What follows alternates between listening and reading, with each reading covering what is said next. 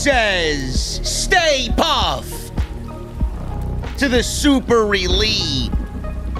We are live, man.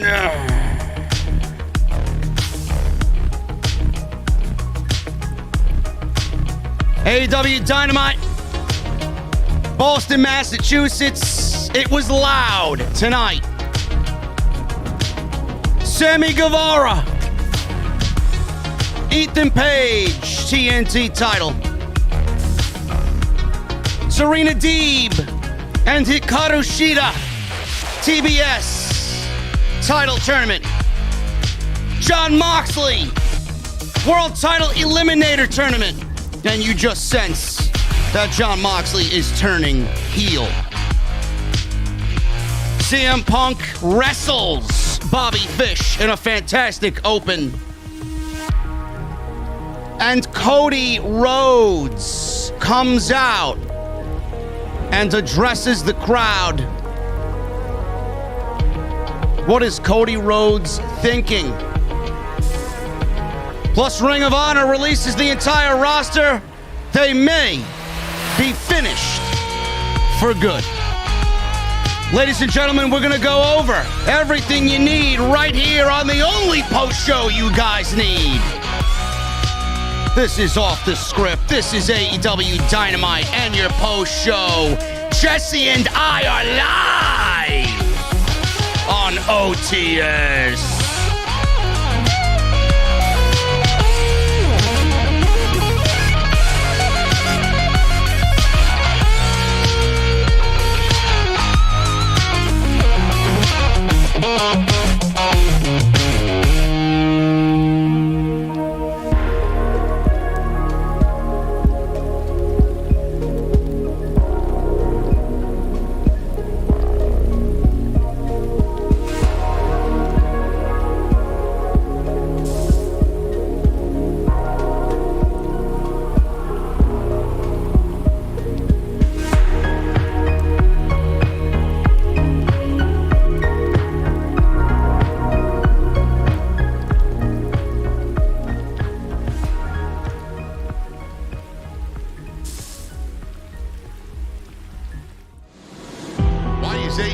Successful? Why is Tony Khan running his promotion better than Vince McMahon and Bruce Pritchard are running Monday night and Friday night? Long-term booking.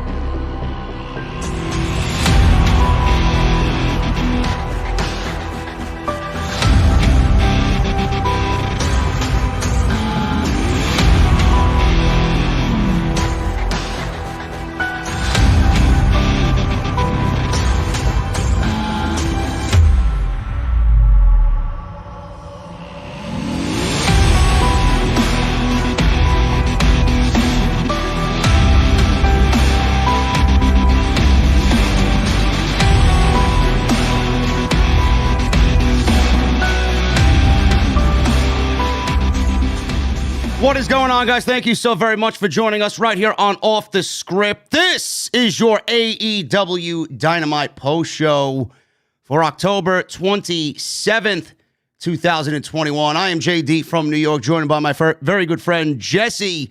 Welcome to the OTS venue. Thank you guys very much for your Wednesday nights. Jesse, how you doing, man?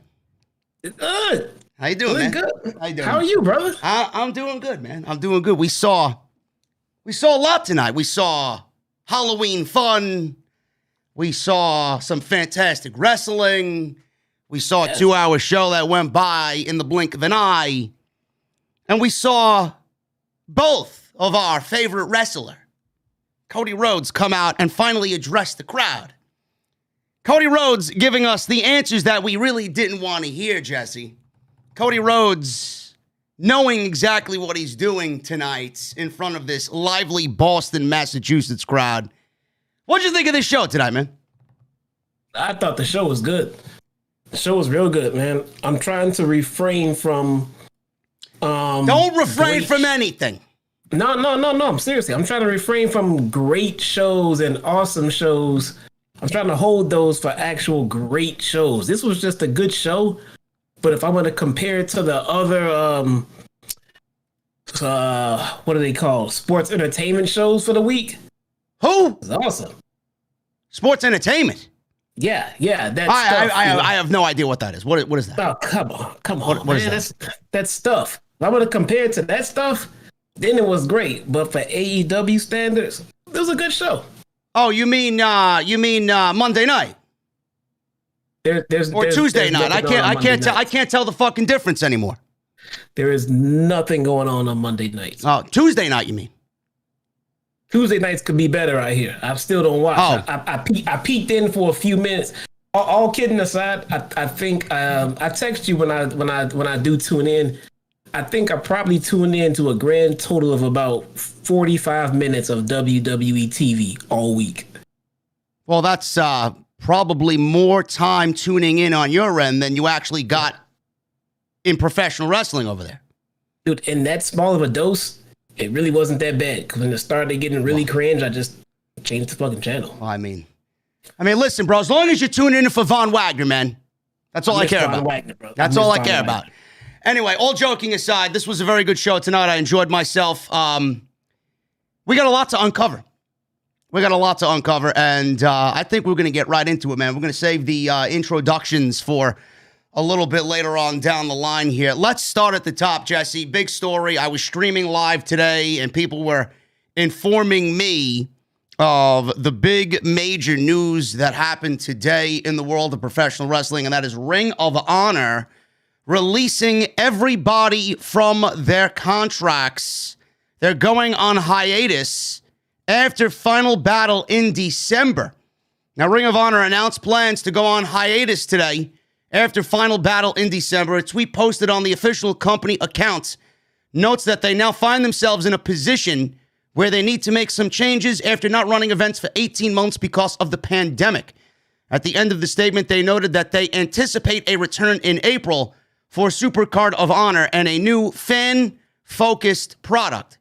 The full statement reads as follows, and I quote, "Throughout the pandemic, our top priority was to keep everyone healthy and safe. And despite not producing any live events over 18 months, we were able to keep everybody fully contracted. We now find ourselves at a time where we need to make changes to our business operations and are planning a pivot for Ring of Honor with a new mission and strategy. The year will culminate with a Final Battle in December, and we will be taking the first quarter of 2022 to work internally to reimagine Ring of Honor. ROH has the most dedicated fans in the industry, and we appreciate their loyalty and patience as we reconceptualize ROH. We anticipate returning to live events in April for Supercard of Honor with a new fan-focused product to provide a unique experience for wrestling fans." So this means that everybody on the roster is released, and they actually do plan as well to do one more set of TV tapings in November, then do Final Battle in December. Some wrestler contracts will remain in effect through March 31st. Those who are up in December after Final Battle, everybody will be able to work wherever they want and will be paid by Sinclair Broadcasting through December. Jesse, this news hit everybody kind of hard because of the entire Ring of Honor lore. I mean, everybody that you see on TV right now has once upon a time stepped through the doors of Ring of Honor. I am not a fan of Ring of Honor. I never really dove into the Ring of Honor, brand when it was legitimately, the hottest thing in professional wrestling. Triple H did his thing and turned his NXT into a Ring of Honor. That was pretty much the foundation for what Triple H did in NXT when NXT was the hottest brand in all of professional wrestling. He used the Ring of Honor foundation, and he pretty much took all of those Ring of Honor guys and gave them a WWE product behind them, and that was his inspiration. But with this Ring of Honor deal, I feel sorry for everybody that's over there. I'm pretty sure most of them, if not all of them, will find work. But the thing is, it all goes back to Sinclair Broadcasting. I understand that people had a very difficult time in the pandemic. Businesses closed. Some people will never recover, and if they do recover, it's going to take a very long time for them to recover. Ring of Honor wasn't really bringing in any money. Did Sinclair Broadcasting have any option besides what we saw today? And what do you think happens to Ring of Honor and all the contracted talent there? Clearly, AEW can't sign everybody. We don't know if WWE is going to be interested in anybody because their hiring process has ultimately changed as well.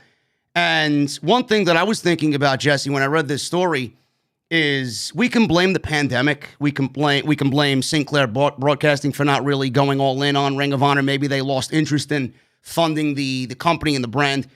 How much of an influence did AEW and Tony Khan have in pretty much taking that stake and pretty much digging it into the heart of Ring of Honor? How much did Tony Khan and AEW have a negative effect on Ring of Honor and having them lose their, I guess, personality and their coolness, and have that be a destination for people to go with AEW now in pretty much everybody's households?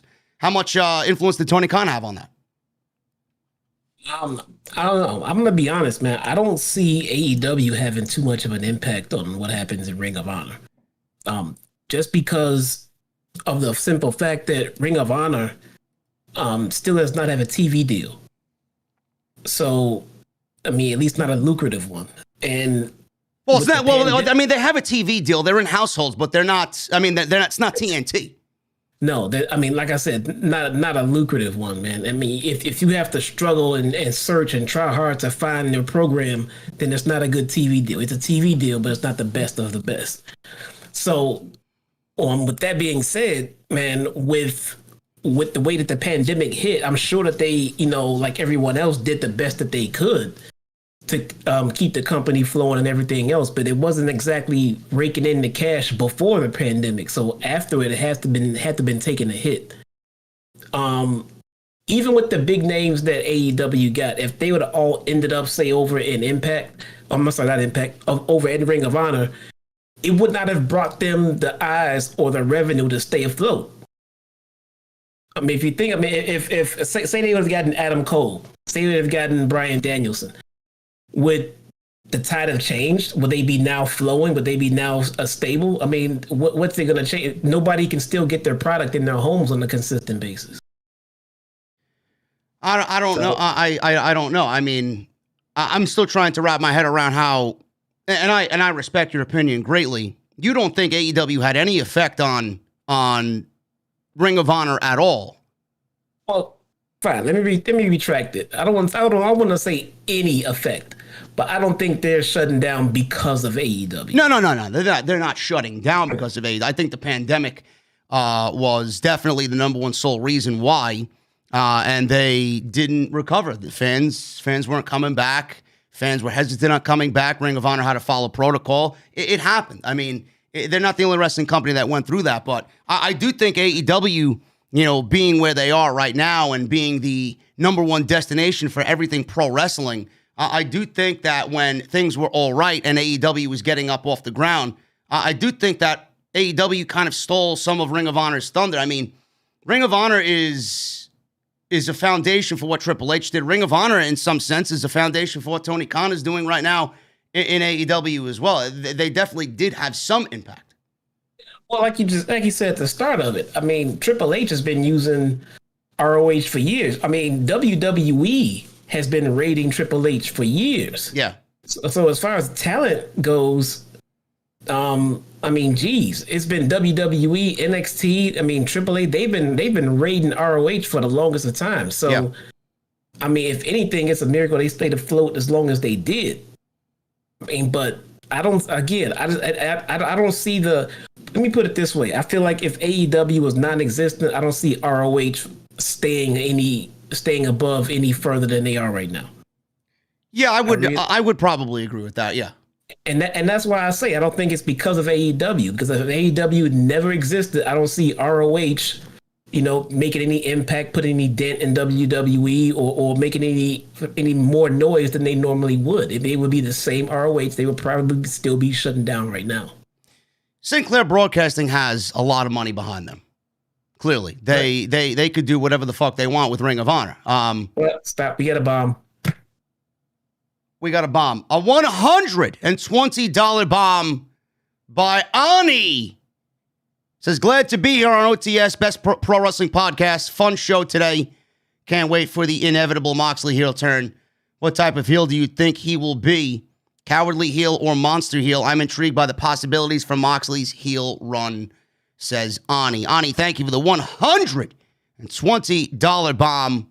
Thank you so much, man. We are going to talk about Jon Moxley and answer your question when we talk about Moxley and Preston Vance in just a little bit, bro. You're going to be the first thing that we talk about, and that question will be answered in just a little bit. Thank you so much for the super chat, man. It's a lot of money, and we're glad that you're in the venue tonight for the Dynamite post show.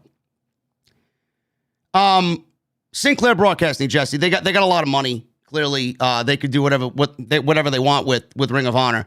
But do you think it was also a sense of maybe them not being interested in keeping the brand afloat? But how much of this do you think is going to rely on or fall back on Sinclair Broadcasting? Well, it depends on what their goal for the brand was. I mean, the way they had it, the way it's been stagnant for years, that couldn't have been the goal because they're not making any waves. The reason that AEW is here making waves because they have a major TV deal. And that is the thing. It's the exposure and everything else. So, I mean, was ROH planning on going nationwide onto a bigger network? I mean, what was their plan? Because if it was just stay where they are and hope it grows, that's not a plan. If they wanted that, they should have already had that before AEW was even a fucking thought. That's the thing. Was it even a possibility? Was anybody buying it? I don't know. Probably not. Did they shop it? And people in the network said, no, it's not big enough. You know, Tony Khan came along with big money and big names and a plan. Yeah. You know, I mean, it looked like a lot less of a risk to take than a ROH or an Impact. You know, when Tony Khan came, this is one of the things, and people were bitching before, but this is one of the reasons you start off your company with a guy like Chris Jericho as your world champion. Yeah. Because then you go around and you shop into the networks and say, hey, we need a deal. We get guys like this. Yep. Him and his friends are going to come in. Oh, yeah, we get these elite guys too, a bunch of young guys. You have something to sell. ROH is full of talent, full of fantastic talent, but it'd be hard for me to go to a Fox or a TNT and sell them on how great, a Gresham is and things like that. They don't know these people. Yeah, it's a big investment. Yeah, you're absolutely correct. I honestly think that Sinclair Broadcasting did not give. They cared, but they never really fucking cared, 100% about Ring of Honor. They, like you said, they didn't have a plan. If they did care completely, like Tony Khan cares about AEW, they would have had a plan. They would have followed the steps that Tony Khan took with AEW to get themselves in a major market and shop around for major networks to see what they were about.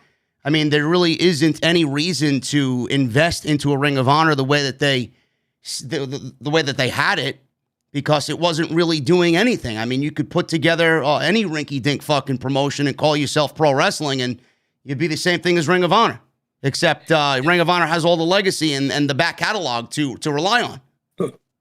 Yeah, see, just having the money to do it is not enough. No. You can have a bunch of corporate people with the money to do it, but does anyone have the fandom or the drive or the connections like a Tony Khan does? I mean, he was able to pull together a lot of big names, and he was able to jump in and be fully financially vested.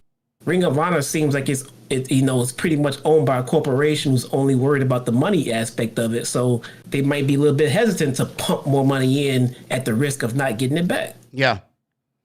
I mean, it's such a major story and a sad one because of all the talent that now is going to be scrambling to find work.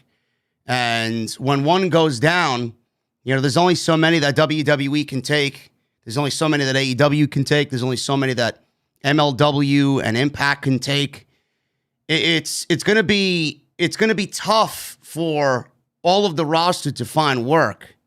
But the roster includes some pretty fucking talented people. Bandito, Roosh, Jonathan Gresham is going to be sought after like you wouldn't fucking believe. And if he doesn't end up in AEW, I'd be shocked. That's a non-issue. I mean, he's finding work tomorrow. It doesn't fucking matter. Danhausen. To me, if you let me, and then look, I'm not familiar with the ROH roster by any means. I got it pulled up here. I'm going to start naming people off just for the people in the chat. Yeah, but before you even listed off the names I know that should be in AEW before we even get done recording here, should be Jonathan Gresham. Yep. It should be Flip Gordon. Yep. Just because of his association with everybody else, and the goddamn fucking Briscoes. Yeah, the Briscoes, man. Yeah.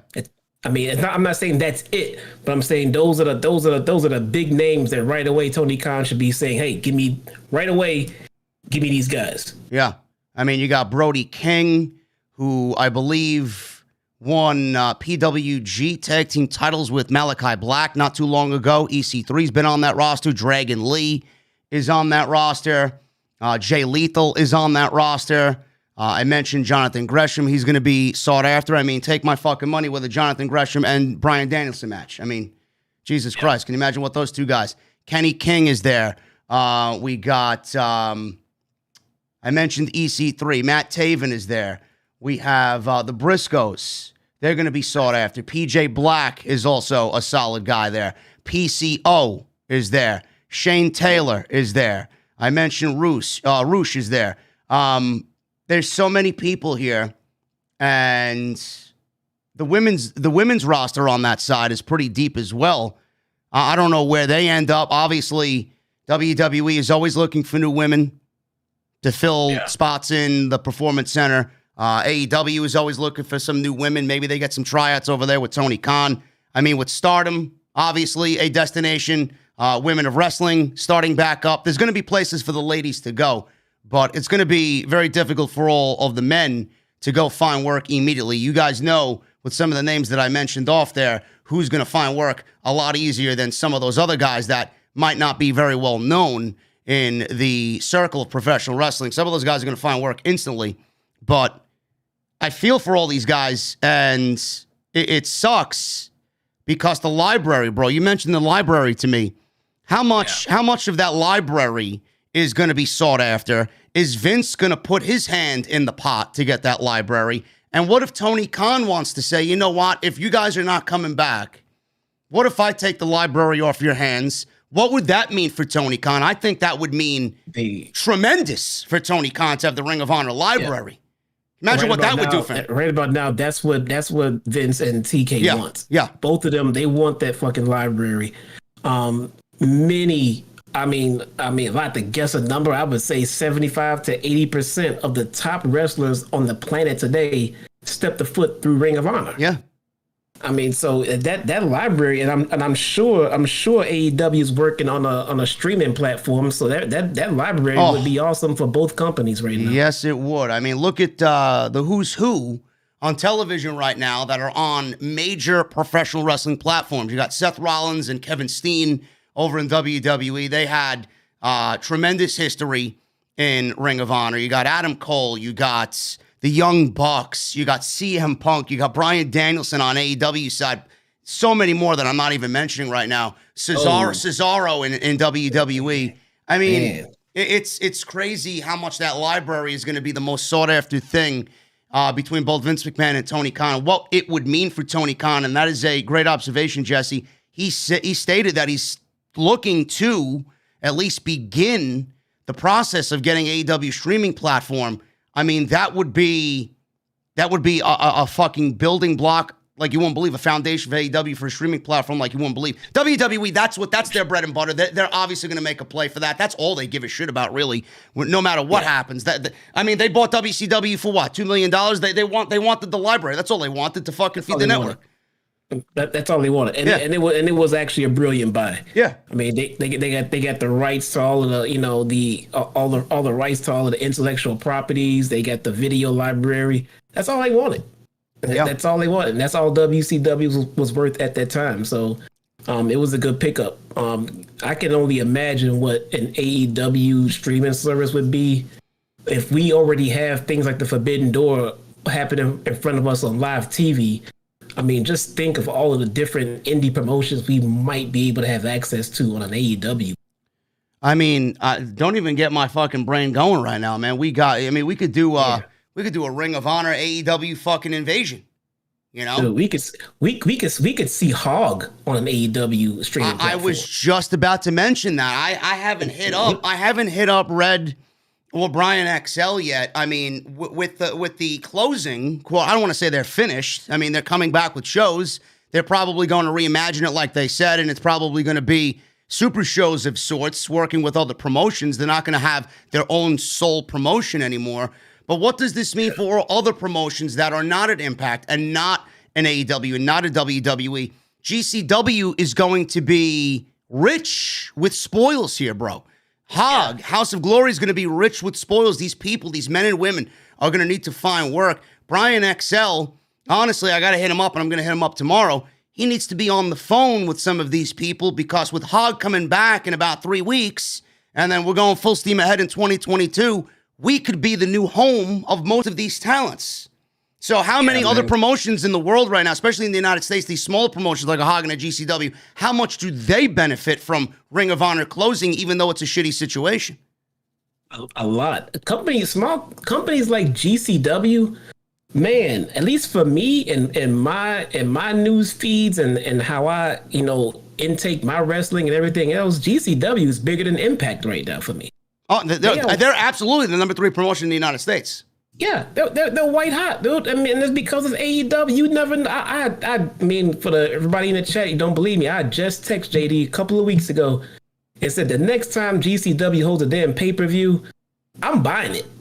I mean, shit happens. Shit goes down at GCW shows, dude. And the next time it does, I will buy it. I'm getting it because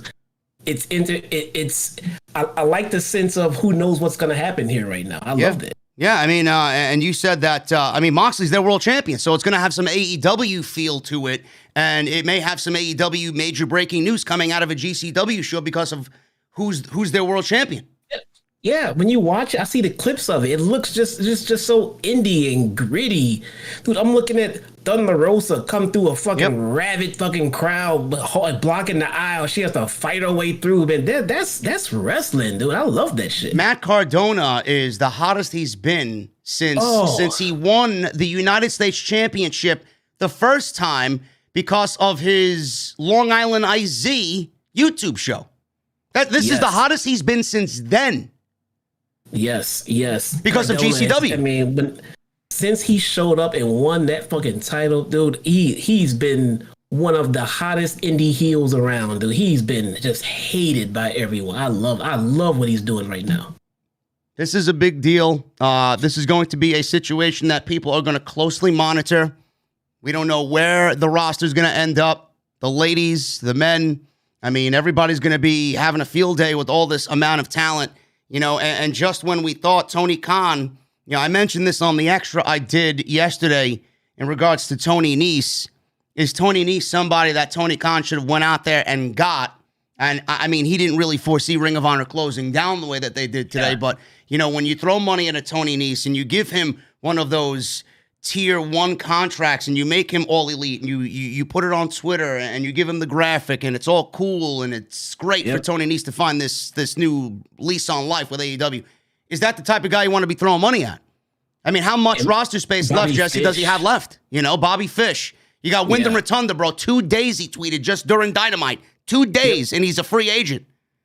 Man. Yeah, I was just thinking that. But I mean, look, I don't want to put the guy down at all. But yeah, after signing guys like Fish and Nese, I'd be looking around like, damn, I would have saved that money. If I had any clue that this entire brand was shutting down, these guys were getting released, I would have at least saved and weighed my options before I signed these guys. I mean, Danielson's probably in Tony Khan's office right now. Gresham, now, pay him. Yes, and I know the Bucks want the Briscoes in AEW. I mean, I know it. I mean, it's going to be, like I said, it's going to be one of those stories that we closely monitor. We don't want to blame anybody in particular. We don't want to blame AEW. AEW has definitely had an impact on the business for the better.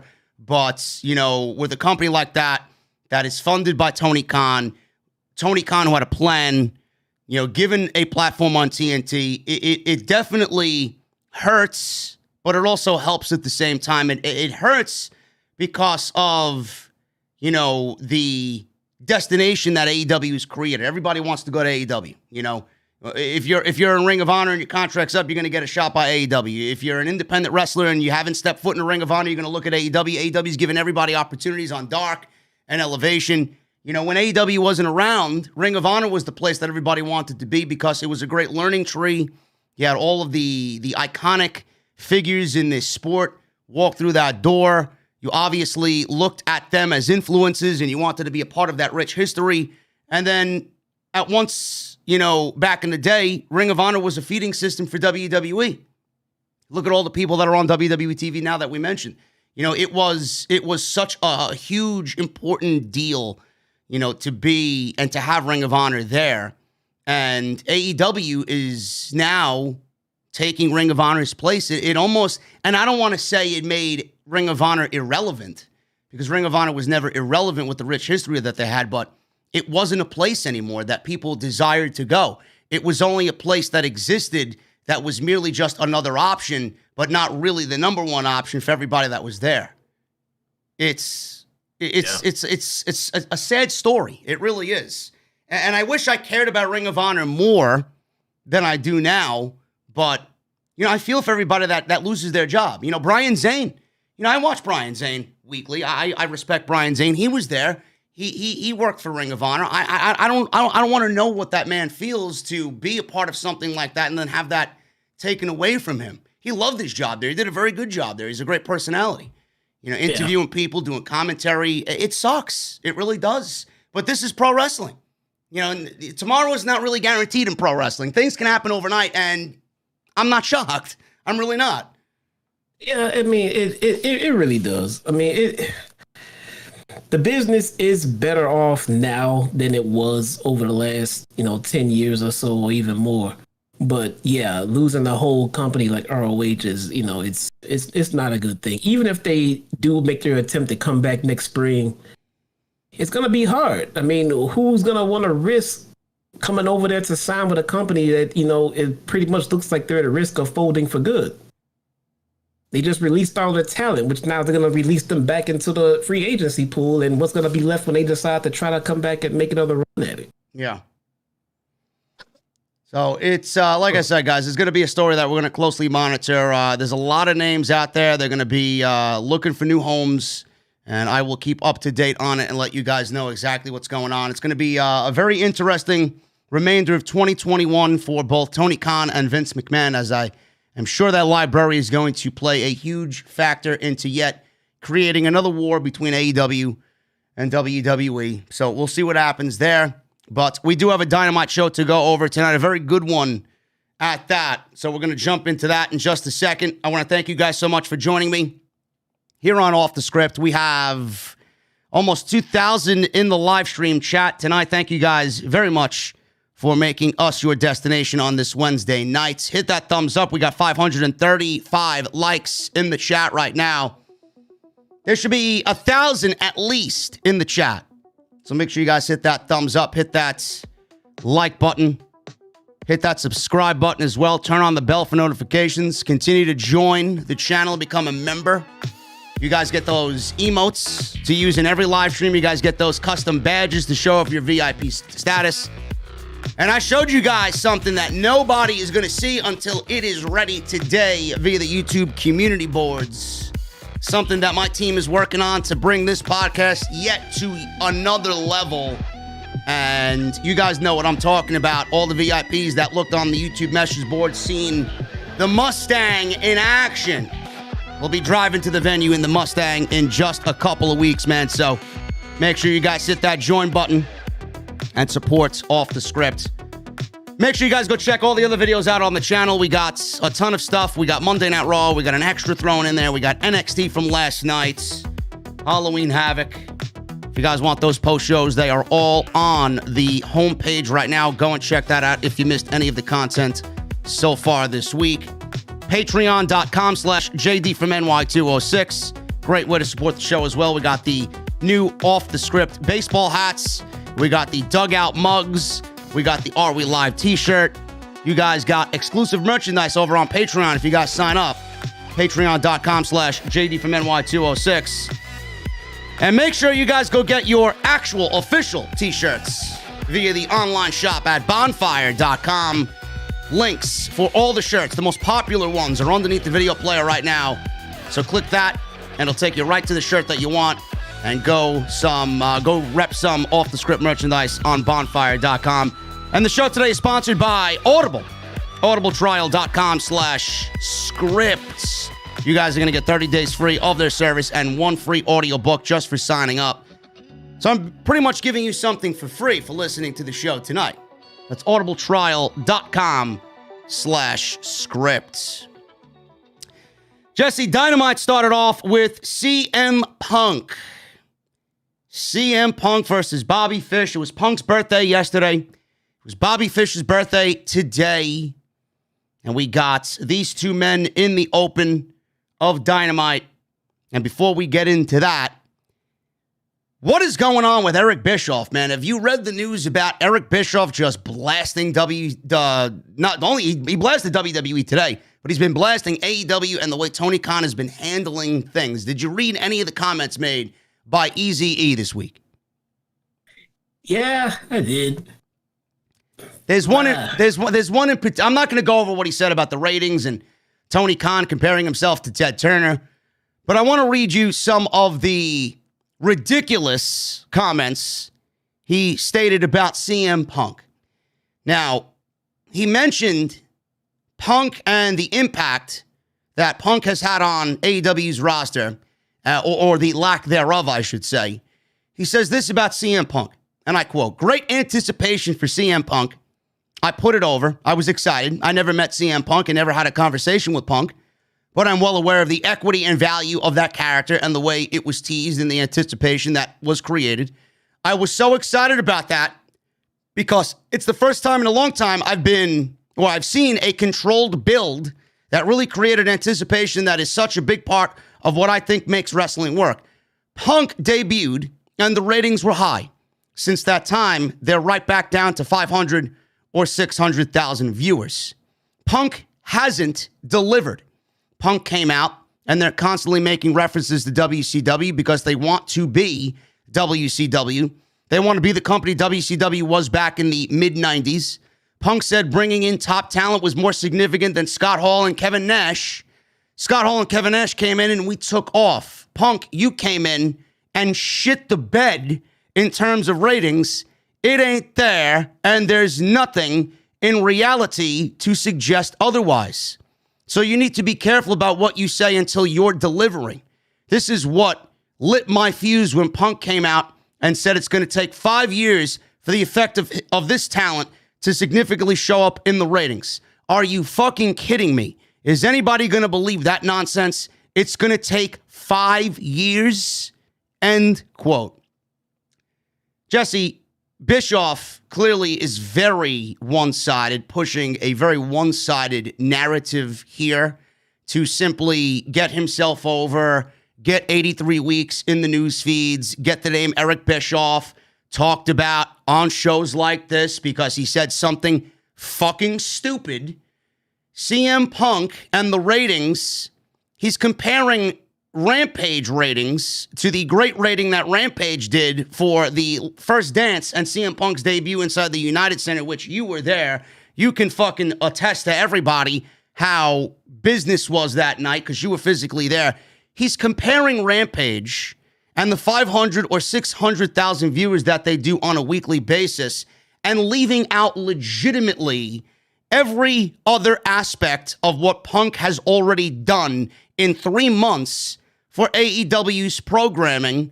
I mean, t-shirts, they fucking shut down Pro Wrestling Tees for 72 hours, and it's probably the number one selling t-shirt ever on Pro Wrestling Tees. They sold out 19,000 fucking seats for the United Center without a goddamn match and just a wing and a prayer that he's gonna be there. All Out weekend, we were there. It was fucking crazy. Sold out 10,000 people.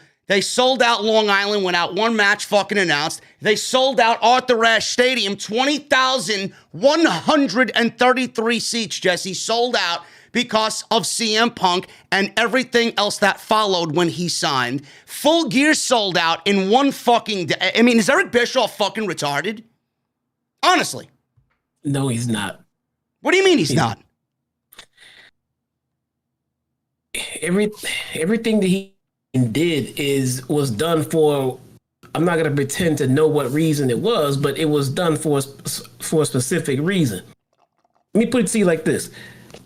I wouldn't sit and try to tell Paul Heyman how to book Roman or Brock Lesnar, you know, and I wouldn't sit and try to, you know, tell Kenny Omega how to tell a story in the ring, because this is what these guys do. This is what they do. Now, at the same time, I'm not going to sit and try to discuss ratings with Eric Bischoff. I feel like if there was anybody to know anything more about ratings in this business, be Eric Bischoff. So that being said, he knows what he said. He knows the context of what he said. He knows how subjective the numbers were that he was displaying and everything else. So to sit here and say that, oh, well, it was this and it's that, and Eric's just doing this. Eric Bischoff, if he knows nothing else, he knows ratings. It was literally the only thing that Ted Turner hired him for. And he did it very well. So to sit here and say, well, this is what the ratings mean, so Eric is full of... He knows what it means. He knows how insignificant it is in the terms of how he was talking. He did it because he wanted the attention that he got. And that's why he did it, just like you alluded to. So to me, it makes no sense to sit here and try to defend and try to explain and deflect when he's doing what he's supposed to do. He got us talking about 83 weeks. He got us talking about him and everything else. He knows.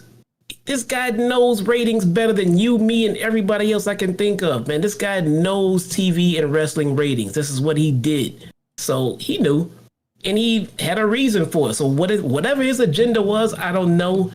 But to sit here and say how Eric is wrong about ratings, he is, and he knows it. Bro, I'm not talking about the ratings. I'm talking about the fact that he said, word for word, Punk hasn't delivered. In what term? The ratings? He hasn't delivered in bringing in an audience to AEW. Ratings, right? I mean, he mentioned, bro, he's mentioning the ratings about Rampage. Rampage is not a show that people are looking at as far as ratings go. Tony Khan is going to do whatever he's got to do to be a cheerleader for AEW, but nobody since day one expected Rampage to be doing 1 million fucking viewers. No, and he knows that. Again, Punk is not bringing in what numbers? The live venue, because those are selling out. The ratings, he's talking about the ratings. Bischoff knows. He knows that he knows that Punk is not going to turn the ratings that he's saying that he's expecting. He knows that shit. But he also knows that not everybody knows it. Ratings has got to be the most subjective thing that wrestling fans talk about, and something that pretty much nobody knows shit about. All right. Why is it come out that I didn't even know existed? All right. So why is it so one-sided then? Because if CM Punk went to WWE and did whatever Vince McMahon was going to do with CM Punk, it would have ended up the same way over there then. Would Eric Bischoff be saying the same thing if CM Punk went to WWE and saw the ratings for Monday Night Raw stay at 1.5? Would he be saying, oh, Punk hasn't delivered? Yes, it would definitely get him the viewers and the talk that he's been looking for, and he would be saying the same thing. Yeah. There would be no difference in the numbers, and we'd be getting the same issue with Bischoff talking about why Punk's not delivering right now. I get what you're saying, but it's, Punk wasn't there or brought back to simply bring in ratings. I mean, he was brought in to be a franchise player, to take the brand to the next level. Punk was hired pretty much to net Tony Khan a multi-million dollar TV rights deal when this current one is up, which he's pretty much all but, nailed down. So Punk is going to pay, if not right now, Punk is going to pay Tony Khan a return on his investment handsomely. This is why it's one side. He's comparing the ratings, but Punk hasn't delivered. It's such a vague way to say, Yeah. but he has delivered. That's the fucking thing. You can't tell me Punk hasn't delivered on the ratings and then not tell me that Punk hasn't delivered, because he has. That's the problem I have. When he wants to come out and say something like, "Oh, Punk hasn't delivered," and we can come back with everything that Punk has accomplished, and then he would just come back and say, "Oh, well, look at these Rampage ratings." It's one of those things, when you have a narrative, when you have an agenda that you want to push, you can use the negative side of any aspect of what we're talking about and try to display it as your point. Like, okay, well, how come the Rampage ratings haven't, popped up to 3.0? Why would they? Like, that's not the point of it. CM Punk and Tony Khan has generated more interest in wrestling outside of WWE than anybody has since when? Since Eric Bischoff was in charge. Yes. Yeah. Yep. And that's why he's putting himself out there. He's trying to put himself over in what he did in WCW, which is fine. Dude, everybody has their gimmick and their shtick. I'm not mad at Eric. He's whatever he said, if he hadn't said it, would we be sitting there talking about Bischoff right now? Probably not. No. He knows what he's saying, dude. He knows what he's saying is subjective in the sense of, well, Punk hasn't delivered. Well, what do you mean? Well, look at these ratings. And that's when you start skewing the discussion towards ratings when it's not about the ratings, especially when you're talking about Rampage. He knows that. It's not like something that needs to be explained to Bischoff so he understands. He knows that, but he wants us talking about him. And that's what we're doing. No, you're right. You're right. I just wish people would really, open up the line of discussion and stop being so one-sided. They play one side and they want to fit their own narrative and then leave out really important information. That's all I'm saying. I decided to troll Twitter a few weeks ago. Yeah. And I went out there and said, are we going to not talk about how Finn Balor's out there wearing blackface? And I just left the comment there. Yep. Oh my God, the fucking trolls. Oh, it's not blackface. It's this. He's a demon character. And well, what do you mean? It's not a. I'm just watching the fucking comments, dude. I know what Finn Balor is. I know what he wears. I know what he does. But for the people who don't know that I know that, think that I'm just sitting there trying to say that he's racist. I just fucking loved it, man. Yeah, I saw those comments. Yeah, I didn't really think you got shit for it. I thought more people would actually be on your side for that one. Oh man, the trolls are real, man, and the DMs too. I had to close my DMs from public to friends only. Oh my God. Yeah. Anyway, we got this CM Punk Bobby Fish match. This was a very, very good open. Not taking anything away from Bobby Fish at all. Fantastic professional wrestler, always has been. CM Punk still clearly trying to get his feet wet. And we talked about this on the Saturday Dynamite post show. CM Punk probably had a hand in wrestling Bobby Fish. He wants to get his feet wet. He's been in the ring with the Daniel Garcias, and he's been in the ring with the Will Hobbs of the world and the Darby Allins. He's wrestled a whole spectrum of styles. This was definitely a match that I expected out of these two, and it did not disappoint. If I was to rank this match on the list of CM Punk matches that we've gotten, Jesse, so far, would you say, and I'm very curious about your opinion on this, I would probably, even though this was a great match, I would probably say this was the least of my favorites so far with Punk in the ring so far with AEW. Yeah, we got two factors weighing this one down. One is it's no longer anywhere near Punk's, first match back, second match back. He's been back for a little bit now. And two is Bobby Fish. I'm sure Punk cares about Bobby Fish and all that stuff, but we as a fan base are not caring about Bobby Fish as much as everyone else in the back is just yet. Yeah. Doesn't mean we're not going to get there. All right. It just means that right now we're just not buying it yet. No. We gotta see where they're going with this. Yeah, no, Kyle O'Reilly needs to lose to Von Wagner and get the fuck out of NXT. Yeah, I don't see Bobby Fish making it as a singles guy. No, he's he's keeping himself in shape. He looks great. He's getting his work in there. this was a very good match. Crowd was hot for it. They wrestled a really nice style here. They told a great story about Punk's knee. Punk sold a body slam spot in the middle of this thing as well, where he was kind of feeding off the crowd and did back-to-back body slams because they were eating it up. He had the fans eating out of the palm of his hand. But this was all about Punk's knee and Punk's leg. So, Bobby Fish is a mat specialist. He went after Punk's leg. And it all started when Fish swept Punk's leg on the ring apron and took over on the knee for the majority of this match, leaving Punk on defense. Punk started to fire back at ringside. His leg gave out during the match. Punk eventually signaled for the go to sleep, but Fish countered into a dragon screw. Punk scored a 2 count on a jackknife pin attempt. He was looking for any possible way to win this match because the knee was bummed up. And he then countered Fish, landed a GTS for the win towards the end of this thing. But Jesse, it looked like Fish actually kicked out.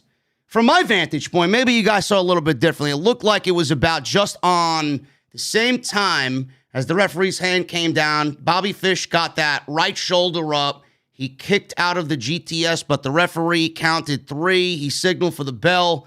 CM Punk wins here. What do you think was supposed to happen here? Was this supposed to be a outcome that kept Bobby Fish looking strong but giving CM Punk the victory? Or was this something that the referee messed up on? Because it looked like it was supposed to happen, but I would probably say it didn't look good in execution because I would have much rather seen CM Punk just hit the GTS and then Bobby Fish just lay there and not kick out. I think it was intentional. Because it went off. Nobody seemed too confused about it. I think it was meant because if you look, Punk hit the GTS and he didn't get the cover right away. Yeah. It took him a while to get over there. So by the time he got there and got the pin, Fish almost kicked out. I mean, and it's one of those things you just don't see in wrestling. Everybody kicks out at 2. Some kick out at 1. For some reason, when a 3 drops, nobody can kick out anymore. Yeah, I don't know. I just think, and I was thinking this during the show, I think CM Punk's finish is one of those finishes that, especially being that he's back now full-time, protect it. I don't think we should be doing false finish kickouts or, unintentional kickouts at the 12th hour here for a possible kick out of his finishing move. I think it should be protected, being that he's back, and something that when he hits it, he's going to eventually get the cover, and there's not going to be any ifs, ands, or buts about it. That's just me, though. I don't know. Let's not forget Punk's goal, in all this. It's not to build himself up to be the top. It's him trying to get others over. Yeah. So I mean that's his goal. I think the match, if you think back to Punk's, ROH, his WWE days. Punk was almost like an innovator of offense. He was more like ahead of his time in the ring. He wasn't on the same level as everyone else when it comes to like just the basic moves and everything else. But if you look at Punk today, he's an old school guy. He's an old school wrestler now. Maybe it's because of I'm sure it has a lot to do with his age, but is it because of the gray in his beard? Yeah, probably. He had to change his style up for his age. I get that he does. And but I like the way that he works matches now. It's so methodical. He took a body slam and made that the focal point of about 2 to 3 spots, and he kept the crowd engaged with it. You know, and that's just the thing. He's wrestling a match with his opponent, and he's doing it with the crowd at the same time. How much of CM Punk are we seeing right now? And we could file this in the cabinet of long-term booking. Is this a very methodical way that they're handling CM Punk, the way CM Punk is handling his comeback here? Is it, or have you felt the way you've seen him wrestle so far through all of these different matches that he's had? He's clearly starting to get he's had his footing back since the Darby match. He looked fantastic. He's looked great against Daniel Garcia. He looked great against Will Hobbs. But he's wrestled all these different styles. Is it a aspect of long-term booking? Are they going to eventually go to the story of Punk still trying to get his feet underneath him? He's going to be that veteran that comes back, has won these matches, that isn't really good enough for the World Championship, and he's going to have a storyline where he's going to struggle through these different times of matches, these trials and tribulations to get back to that world title?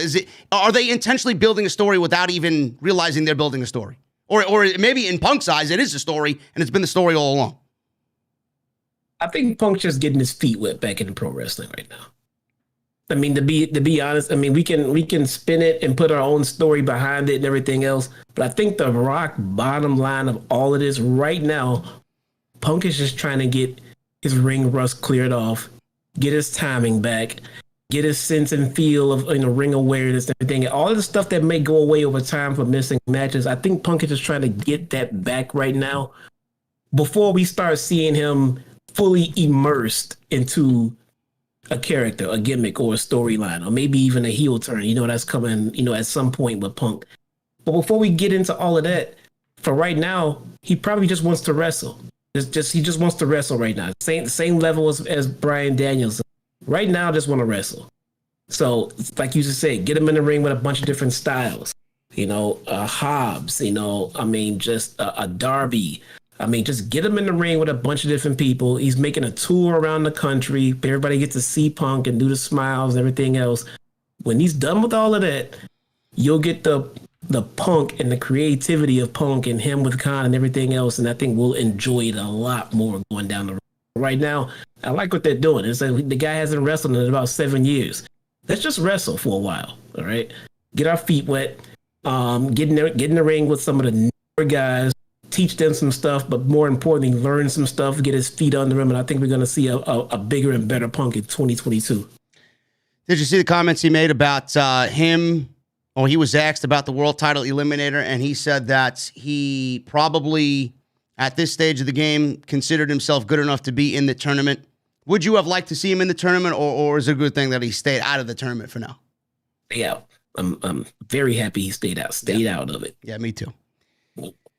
Somebody that I hope is in championship consideration at some point very, very soon, because he's been easily my favorite thing about AEW television, is Malachi Black. We got a promo from Malachi Black about Cody Rhodes. He took credit for making the entire crowd hating Cody Rhodes. And he closed with, if you think this was about pinfalls, folks, think again. Now, if you guys follow Malachi Black on Instagram, I'm going to read to you what he said immediately after the Cody Rhodes match on Saturday Night Dynamite. He says this, and I quote, and this is a beautiful thing because if this was in WWE, they probably would have told him to delete it because he's doing a better job at selling the story than the creative writers, the goofballs over there in Stamford, Connecticut, would ever do. The entire world is a graveyard. And if you think this was about putting my shoulders on the mat, you're rudely mistaken. My job was to destroy you and your world. The entire world hates you. You've become the beast I set out to make you. And I was willing to sacrifice my own blood for it. Enjoy the seeds I planted for months. The house always wins. Such a brilliant fucking reply, man. This is the product of somebody that's been handcuffed in WWE, that was never given the opportunity to freely speak and create, and he is creating now. I looked at that and I said to myself, fucking Jesus Christ, that is it. That's it. I love it. That's storytelling right there. It to me, it feels like it was damage control. And it feels like it was controlled very well. Damage control for what? Because of it felt not damage control, but it felt like a pivot. And like I don't think that was the plan when they pinned Malachi. But I think with the reactions and everything else, I think they finally said, fuck it, let's start a slow burn with a Cody heel turn. And that's when they put that in there and everything else. Why? Because Malachi was trending too much towards the babyface side and he was brought in as a heel? He was trending towards babyface because of Cody, yeah. Yeah, I truly do believe that. So they tried getting this guy some of his damn heat back, man. And that's just what I believe. I don't think they went into that match and that outcome with the original intent of making it seem like, well, this was his plan going forward to get the crowd to boo him. Think about it. The crowd wasn't always booing Cody, so this was their long-term plan to get the crowd to boo Cody? No. they've made a pivot and they've adjusted and they're going to adjust going forward. Look at this. Look at some of these comments on the Instagram post. One guy says, Angle saved with an Instagram post. See? Cody wins the battle. Malachi wins the war. They did. I think they did a pivot. I think the crowd had too much of an influence on what was going on with their long-term storyline plans, and they had to pivot and start the change. And that post was a start of it. Well, we'll talk about Malachi and Andrade, Cody, and Pac a little bit later in just a little bit because they are headed towards the tag team match at Full Gear. I think we got that all but confirmed tonight. But let's switch gears to somebody else that we both are very high on, and that is MJF. With Wardlow and Sean Spears, he defeated Bryce Donovan, a Boston native, in 1 minute. The Heat Seeker pile driver, and he pinned him with his finger. 1, 2, 3, and that was it. It was all about the promo at the end of the match, which was always a welcome sight. If MJF would cut a promo every week, I would be a happy man. MJF is addressing the Boston crowd, and he said Boston is, just as he remembered it, an absolute shithole. He said what he does best is pin shoulders to the mat and banging rats. He said he's going to skip the second part of that this week because he'd rather shove his junk in a blender than go anywhere near your disgusting fat women. There you go. There you go. There you go. I mean, apparently Boston doesn't have any attractive females, says MJF. Now, funny story here, but maybe I shouldn't tell this because I know someone's going to end up clipping this. I had a friend that had nothing to do with this. I had a friend who always went to Boston with me, me and my brother. His name is John, and he went to Boston with us, and we'd go bar hopping, and we'd spend the nights just drinking. Bars over there, by the way, close at 1 a.m., which is fucking ridiculous. I don't know what it is now with the post-pandemic rules, but he always used to call Jesse Massachusetts, no ass-achusetts, because he felt like the women over there didn't have any curve. So maybe MJF is correct. I don't know. Maybe there's something we don't know. I don't know. I'm moving on. You're silent. Don't involve me with this guy's fucking shit. Okay, moving on. Anyway, I said nothing. I know. MJF was a prick, dude. He's going to find something to say about every fucking city. I know. Good. He then said he was going to imitate their mothers.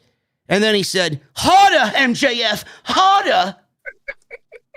He shifted talking about Darby Allin. He moved away from the mothers. When they chanted Darby, Darby, he says, yeah, typical Boston. Loves cheering for losers. Said Darby is scared to show up for work now. Fans chanted asshole at him. And then MJF says, sorry, guys, I can't hear you over all the money I make. That's a great fucking line. Maybe I should use that next time somebody starts shit with me on social media. Nobody ever starts anything with you on social media. You must be new around here. Yeah. He talked about using his Dynamite diamond ring to knock out Sting last week. He said it's the same ring he used to beat Hangman Page. The more you know, he says. Oh. Uh-oh. Seeds planted there? Uh-oh. Seeds planted there? Uh-oh. Look at that. He said there's nothing stopping him from his destiny. He said whether Kenny Omega or Hangman win at Full Gear, he's the future AEW World Champion. There you got it, folks. MJF is the next in line after Full Gear. Adam Page versus MJF is in our futures. Yeah, MJF is about to go on a he's gonna go on a legitimate hot streak, dude. Yeah. I mean, he's beating Darby in his path. He's beating Darby at Full Gear. Oh God, he's winning any and everything leading up to Hangman before he loses that. Yeah. Sting's music then played, and MJF, Spears, and Wardlow stood very guarded in the ring. They wanted to make sure they had everything ready to go if Sting attacked. Shivani says, here he is, to shut his mouth. The music stopped, and MJF laughed and called everyone stupid idiots for buying it. Nobody came out. We got the epic Sting music playing, and nobody came out. So MJF and Sean Spears hugged in celebration. The lights went out again, and then MJF said, ha, ha, ha, very funny, Spears. Spears says, that's not me. And a weird video aired of Darby pretty much missile drop kicking this guy on a music stage and then choke slamming him through a table. Apparently this guy was supposed to be MJF. Lights came back on. Sting attacked MJF and Spears and Wardlow with the baseball bat. Darby was in the crowd. MJF bailed quickly.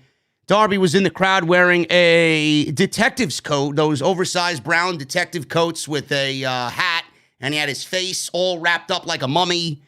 So he was standing in the crowd. He took his disguise off, and he chased MJF up the ramp. He then gets in the ring, and Sting is taking care of Wardlow, and he goes underneath the ring with a skateboard that he has underneath the ring. It's got thumbtacks taped to it. He smashes Shawn Spears with it. He smashes Wardlow with it. And he gets on the microphone and says, MJF, full gear. And that's all he says. And we got the match announced for Full Gear in Minneapolis on October 13th. I enjoy a decisive MJF squash match that leads to something like this. Oh, it's always great to see MJF. But, Jesse, this is going to be the deciding factor to take MJF to the next level. And I said this on social media, when, and it's not a matter of if, it's a matter of when MJF wins that world championship.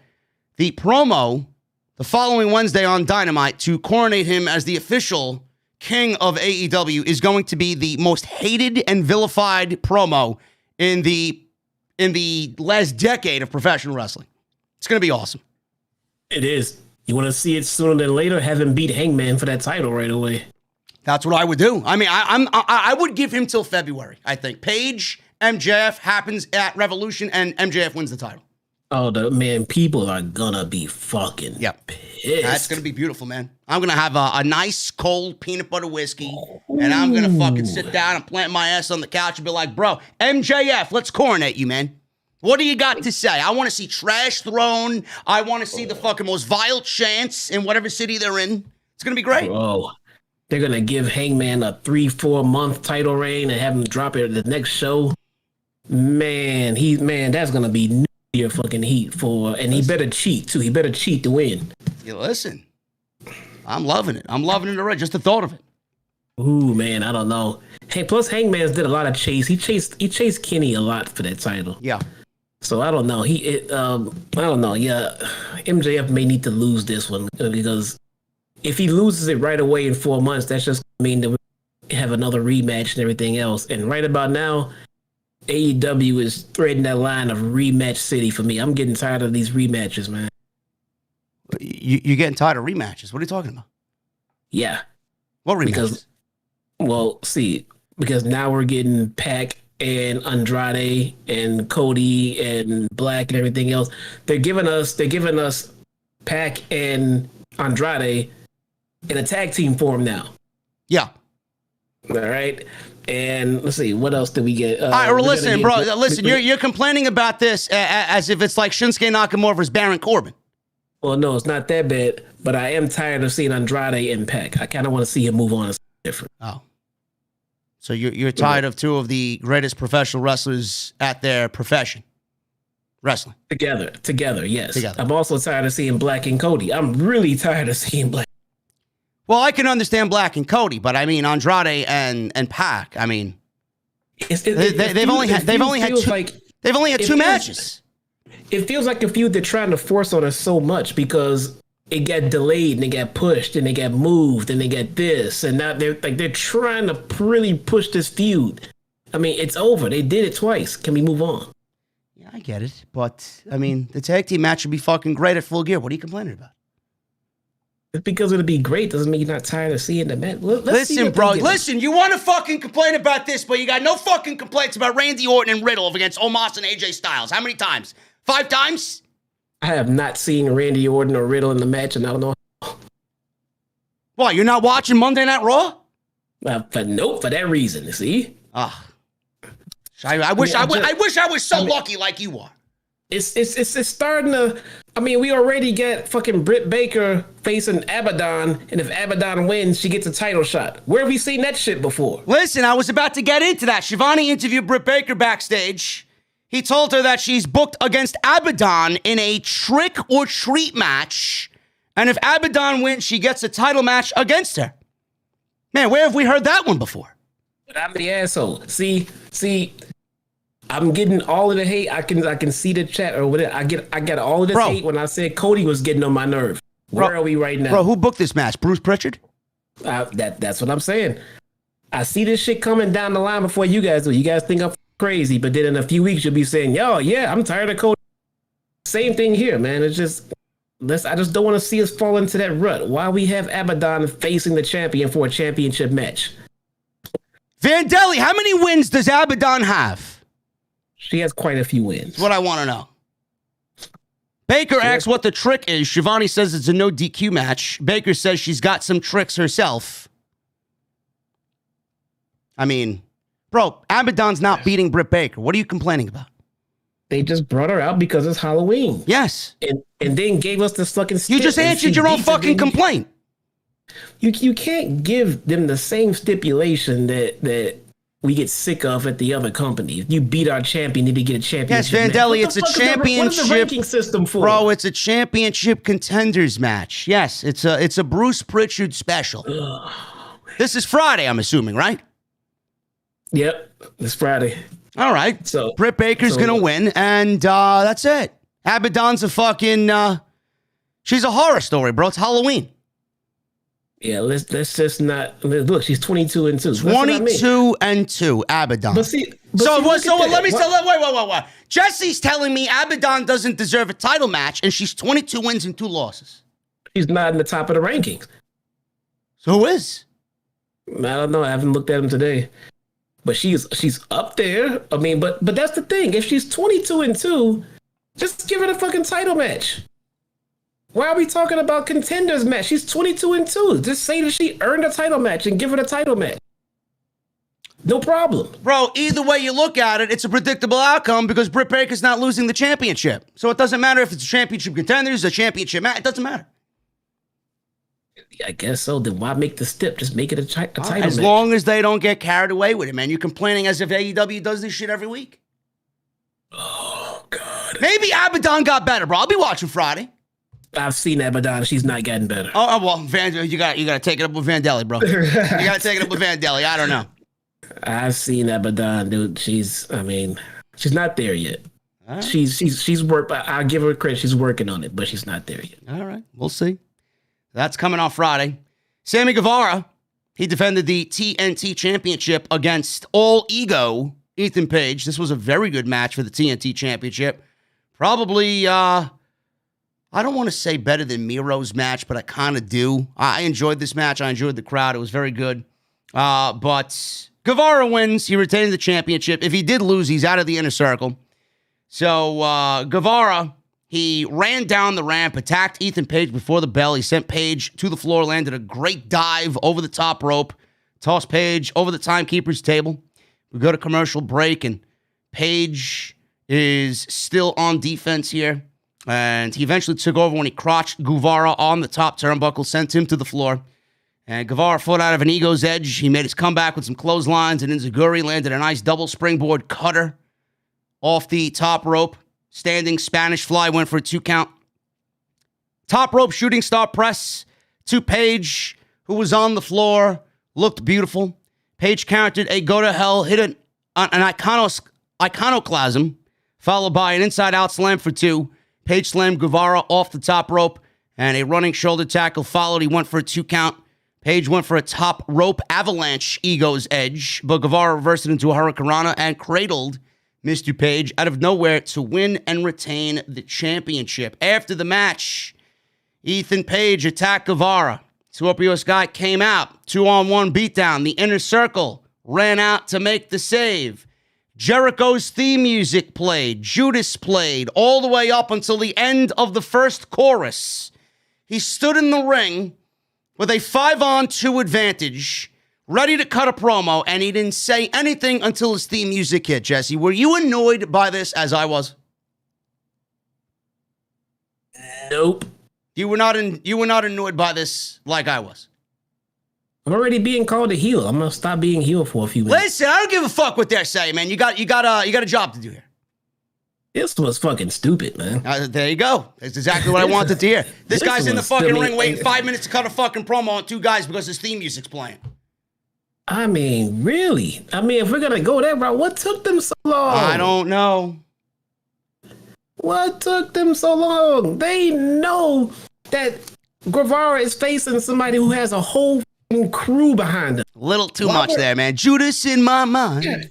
Yeah, why weren't they just sitting right there in Gorilla waiting to see Scorpio Sky go run by, and then they could have been right out there with him, but no, they had to wait, cue the music, go, and then get to the ring, and then sit there and wait. But now the best part is when Sky and Paige have to sit there on the fucking ramp and wait for the crowd to stop singing to be cut a promo on. I didn't like it. I mean, I enjoy the crowd singing along, but I mean, let's get to business, please. There'll be a time and a place to do that. You do it every fucking week. You don't got to do it every week, especially in situations like this, but it kind of annoyed me. The match was great, but Jericho's out there. He's got a microphone. The fans sang his lyrics. Ethan Page and Sky retreated up the ramp. And then they showed Tony Nese in the crowd again. Tony Nese is now All Elite. Fans are chanting Jericho, Jericho. He called Ethan Page and Sky jackasses of the year instead of men of the year. Said he respects Sky for beating him twice. But the last thing that Ethan beat of any prominence was himself in the hotel room last night. There were some people on social media a little annoyed by this comment, but I laughed. I LOL'd at this comment. But that's what Jericho does.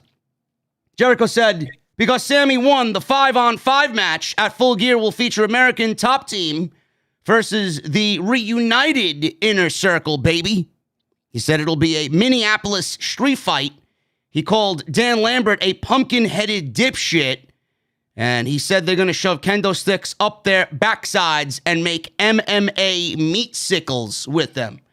I will kindly pass on that hors d'oeuvre. He then did a Aerosmith lyric breakdown and kind of correlated it with what they're going to do to the American Top Team at Full Gear. Jesse, are you excited about this match at all at Full Gear? No. Not at all. No. But you love Dan Lambert, though. I'm interested in Sky and Page and Lambert now. But this match, no, I'm not interested. You mentioned Tony Nese in the crowd. Can we talk about Tony Nese for a second? Yes, Tony Nese is now All Elite. He was on, I believe, one of the Dark shows and announced with Tony Schiavone that he is now AEW. Yeah, so I watched that Dark show and I saw the promo that Tony Nese cut. Yep, not good at all. Yeah.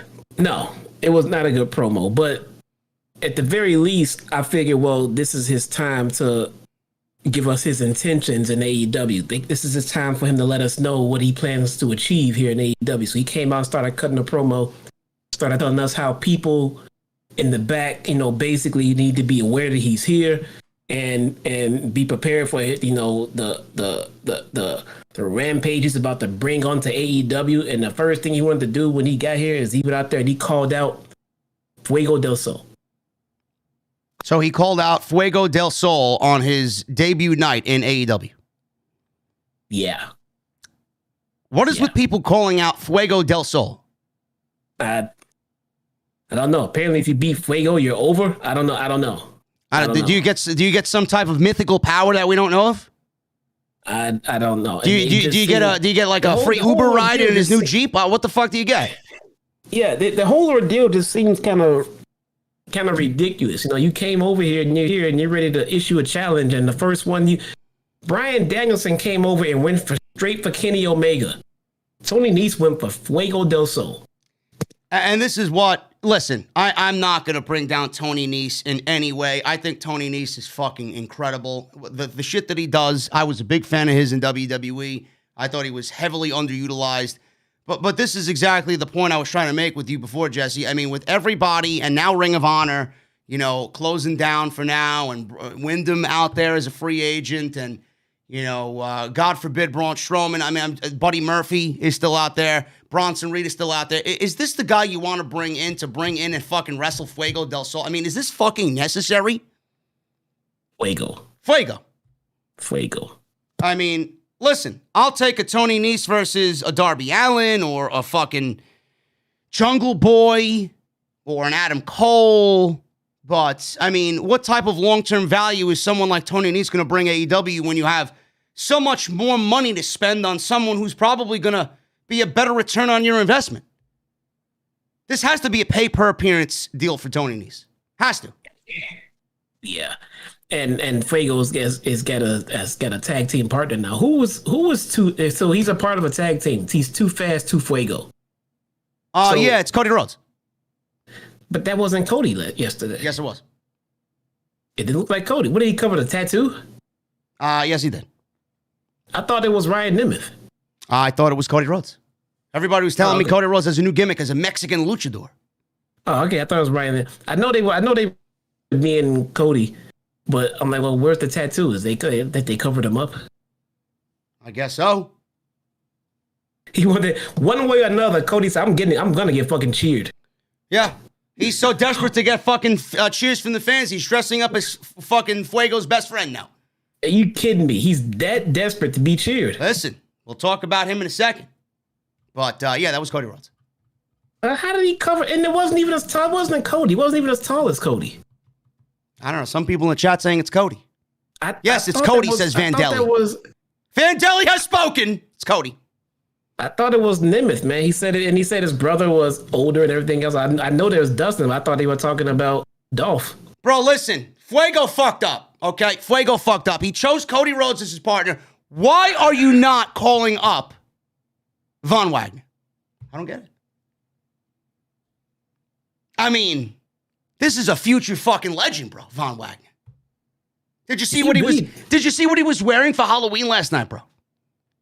No, he was wearing a button-down dress shirt and jeans. He's the life of the party, bro. Is he still married to Indy? Who? He's still married Dexter to Indy? Loomis? What?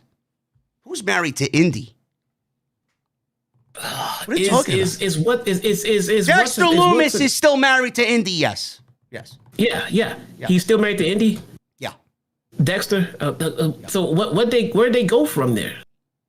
They did a haunted house skit with Johnny Gargano.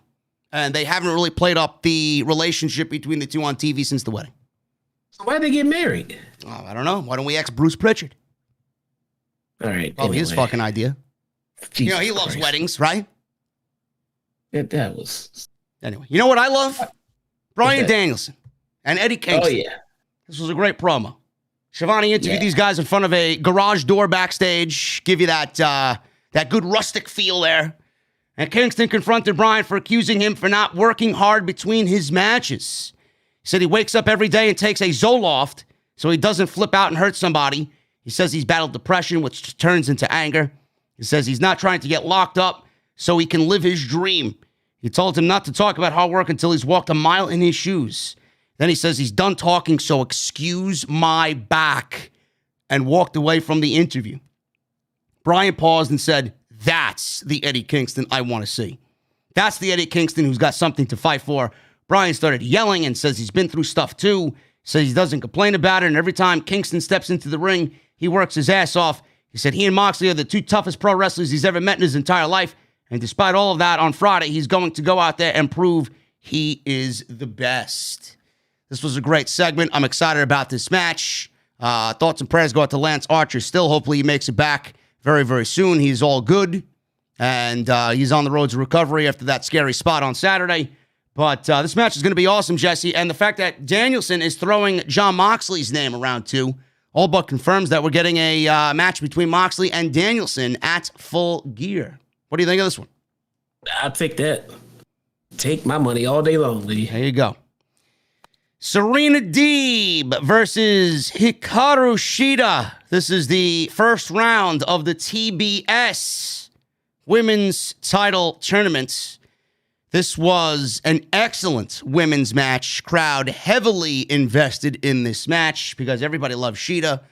And Serena Deeb is doing a fantastic job during this obvious heel turn and attitude adjustment that she's gone out there and changed for herself, which is a great thing to see. This may be the best women's match since, I would say, what was the last great women's match we seen, Jesse, in AEW? It was Baker and Statlander. Before that, it was it was what before that? It was maybe Riho and Serena Deeb. I have no idea. No. What was it? Definitely the last one I know they wrestled that Double or Nothing. Now, didn't we get Soho and Baker was all right, yeah? It was all right. I don't really remember much from Soho and Baker. Oh, let's say it's Statlander and Baker. I like the Statlander and Baker. Yeah, that was a very good match. Yes, and we were there. It added to the ambiance of the match. It was even better. But this was an excellent women's match. Exactly what I am wanting out of this tournament. Shida landed a big inside-out suplex early on. She then hit a running knee and a sliding forearm, missile drop kick, delayed vertical suplex. Only got her at 2 counter after all this great offense on Serena Deeb. So we got a nice exchange between the two, and then we got a spider German suplex, inverted slam from Shida for 2, sliding knee from Shida. Continued to get those near falls. Serena Deeb was not going away.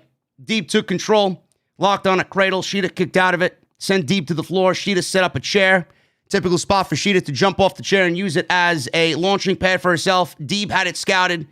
Shida improvised by stepping on the stairs instead and landed a running dropkick.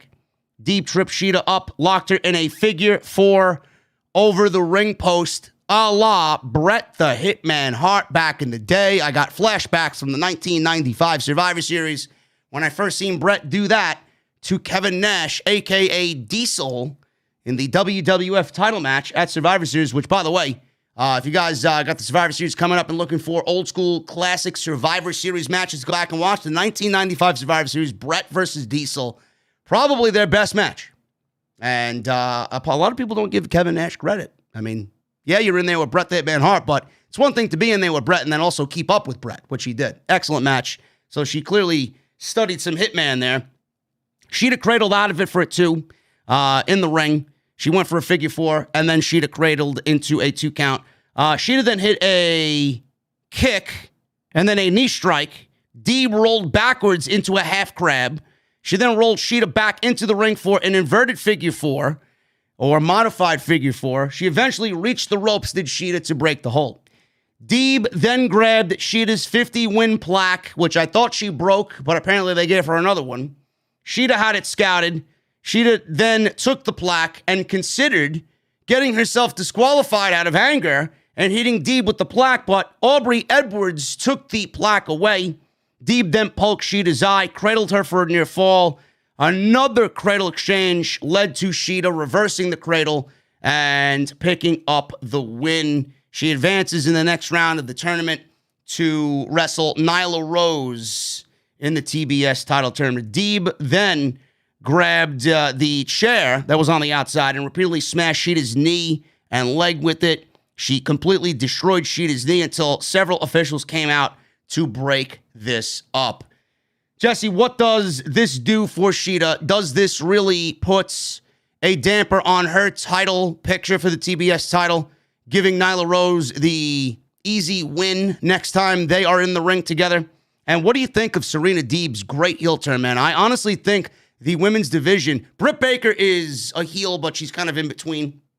But we need a solid heel, dastardly intense heel in the women's division. We don't have one of them yet. I think Serena Deeb is fitting the mold quite nicely, and I love her intensity, man. She could be that heel that this division needs. Yeah, it's Serena Deeb is doing the best work of her career. Yeah. Easily. And it all stemmed and it all started from that last match. I mean, I'll admit, I wasn't happy with the outcome of this match, but this match was so damn good, I refused to complain about anything about it. Yeah, I mean, I agree with you. It was very good. I would have obviously loved Deeb to win, but I think we talked about this on Saturday. It's just the way Tony Khan has this tournament kind of formatted. It really made sense for Shida to go up against Nyla Rose. I mean, they have a little bit of a history, and I mean, I don't know what the big deal about Nyla Rose is. I don't see her winning the tournament, but I want wrestlers like Shida. I want wrestlers like Deeb in this tournament. You know, I think Nyla Rose actually brings the tournament down a notch. Yeah. Now look, I'm getting tired of your boy Hooligan. It was a rematch. It was the first rematch. Yes. Yeah, but it's a rematch that made sense. It wasn't like it was the third match like the other matches I'm talking about. So it's a rematch. Fine. The match was fantastic. Do I want to see this match a third time? No, I don't. A rematch is fine. I'm talking about multiple repeats. Do I want to see Deeb and someone else versus Riho and someone else? No, I want to see them go off and go on this other things. But it's becoming clear as day. They have plans for Serena Deeb, and I can't wait to see what they are. Because I'm thinking about it right now. Ruby Soho has cooled off since her debut, and outside of Britt Baker, Serena Deeb is the best thing in the women's division right now. I think so too. What about Shida here? I don't know what their plan is for Shida. Shida is clearly over with the fans. Shida is highly respected by AEW and management. They gave her a 50-win plaque. They made a big deal about her being the first woman to 50 wins. Does this take her out of the tournament because AEW's got bigger plans for Shida and they don't want to stifle her momentum and they move Nyla Rose on via a forfeit? What happens here? Or does she go into the match with Nyla and lose, and then we get another match with Deeb and Shida, maybe at Full Gear, and we get some sort of stipulation behind it and Shida gets her victory over Deeb? It could be. I'm kind of hoping that this doesn't happen the way I'm thinking about it, but what if Serena Deeb comes back during the Nyla Rose match to attack Riho yet again? Yeah.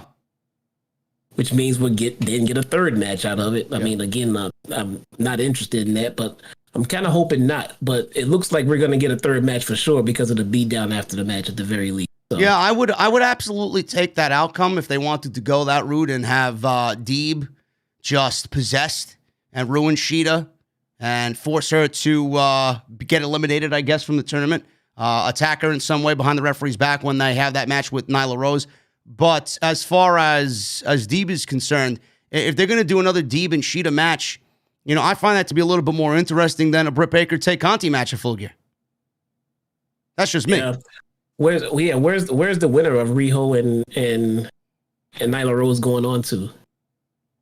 I don't know. I don't have the bracket pulled up in front of me here. Let me see if I could find it on one of the sites. I don't know, but the way it's set up, I think we went over this on Saturday. Let me see if it's in my notes. Did I do anything here? No, I don't have it in my notes. I'm pulling up right now. I think it's set up for Statlander or Soho. Nyla Rose is going to get Statlander or Soho. Here we go. Okay. Yeah. And then Jade is going to get Rosa, I believe. There we go. Yeah. So Nyla Rose going on. Definitely Statlander. I could see Statlander and Nyla Rose going at it. Yeah.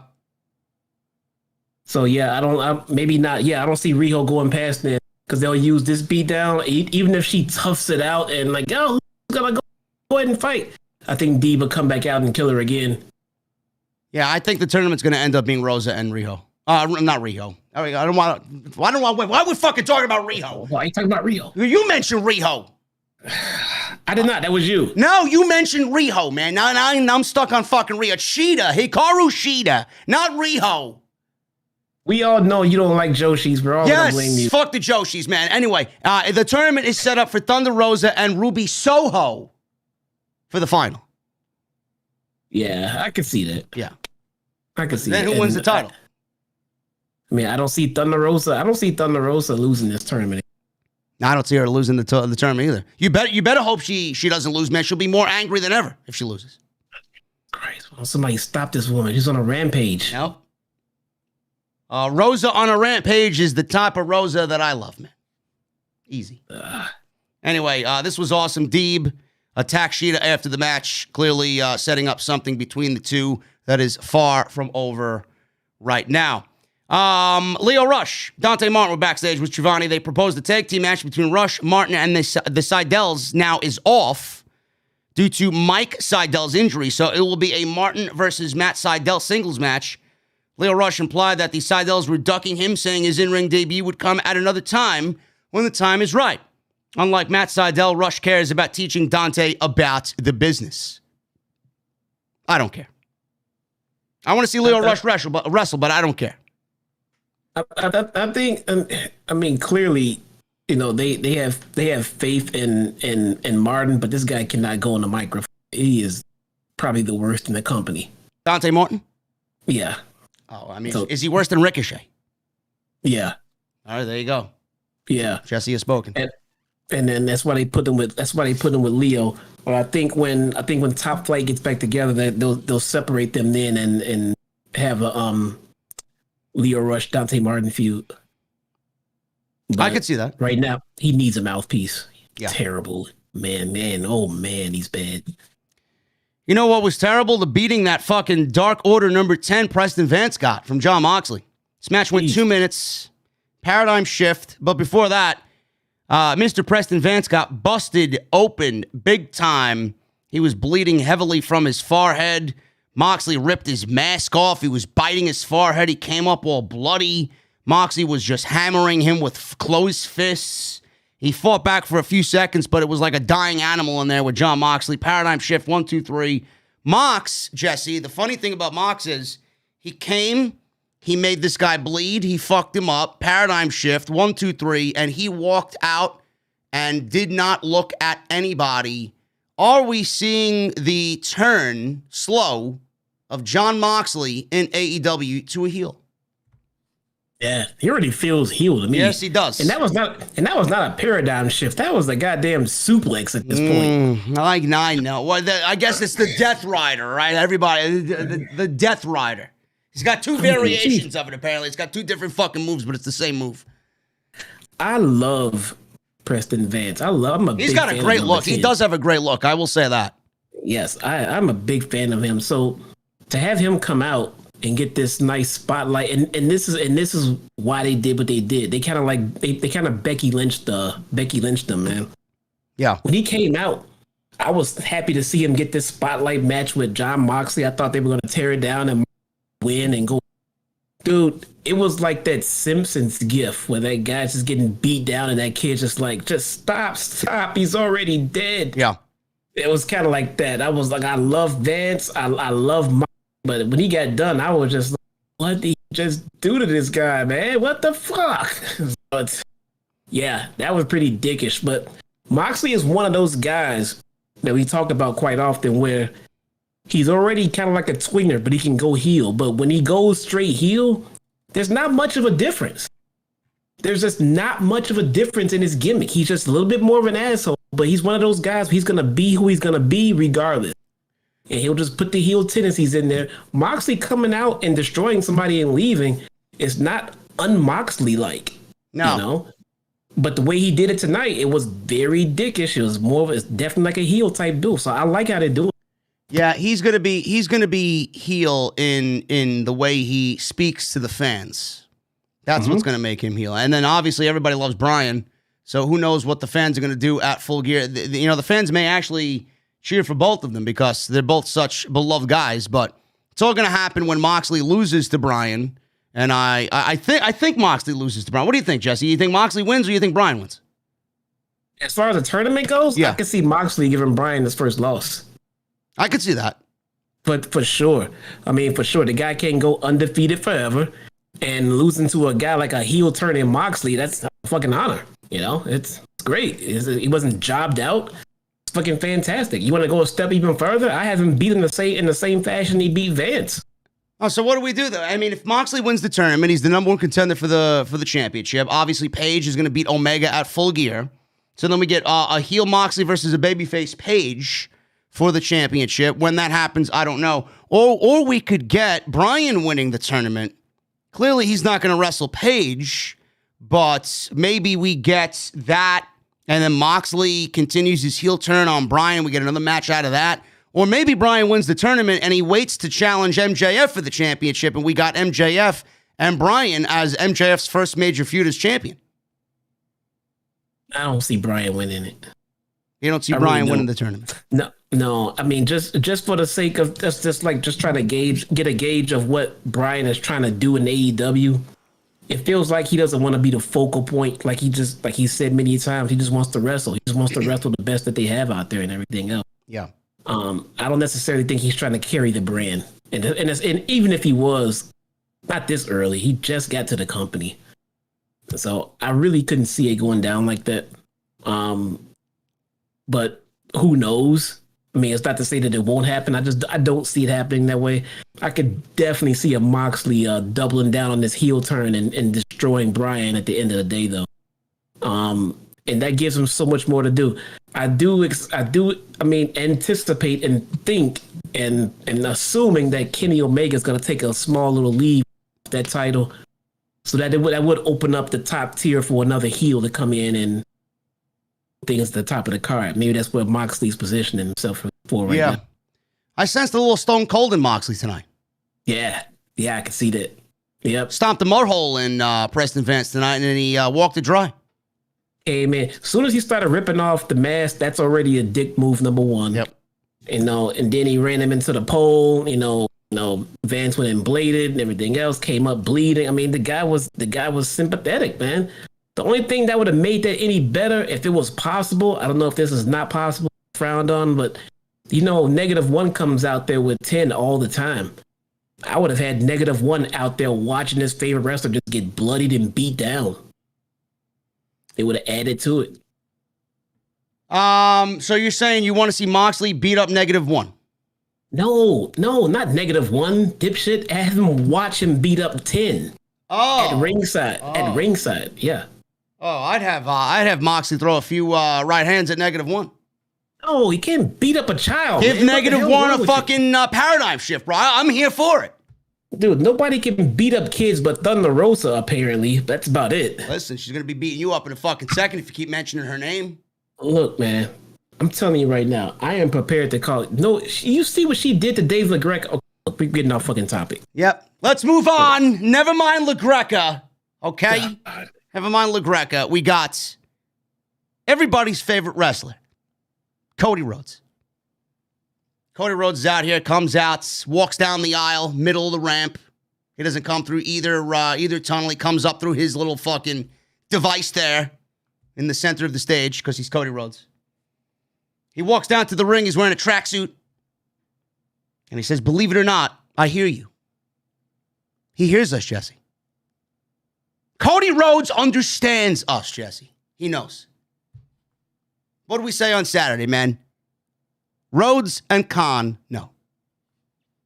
What are they going to do about it is the question. He hears and sees everything on social media. He hears old wrestling managers shouting at the clouds on social media. He heard them on Saturday. He talked about beating Malachi Black. He says, could have made another move and broke the covenant about not challenging for the world title. He told fans he didn't do that because it's the easy way out. He said they can cheer or boo, but if you're going to boo the narrative, remember, boo the true narrative. Fuck Monday Night Raw. Now, he didn't say that. That's my narrative. But he said, nobody has a problem acknowledging the man who signs the checks, but don't forget who built the bank. He says it's not in his nature to take the easy way out. He threw his shoes into the crowd and asked them, the crowd, why don't you guys walk a day in my shoes? And he threw his shoes into the crowd. I'm sure they'll be on eBay within the hour.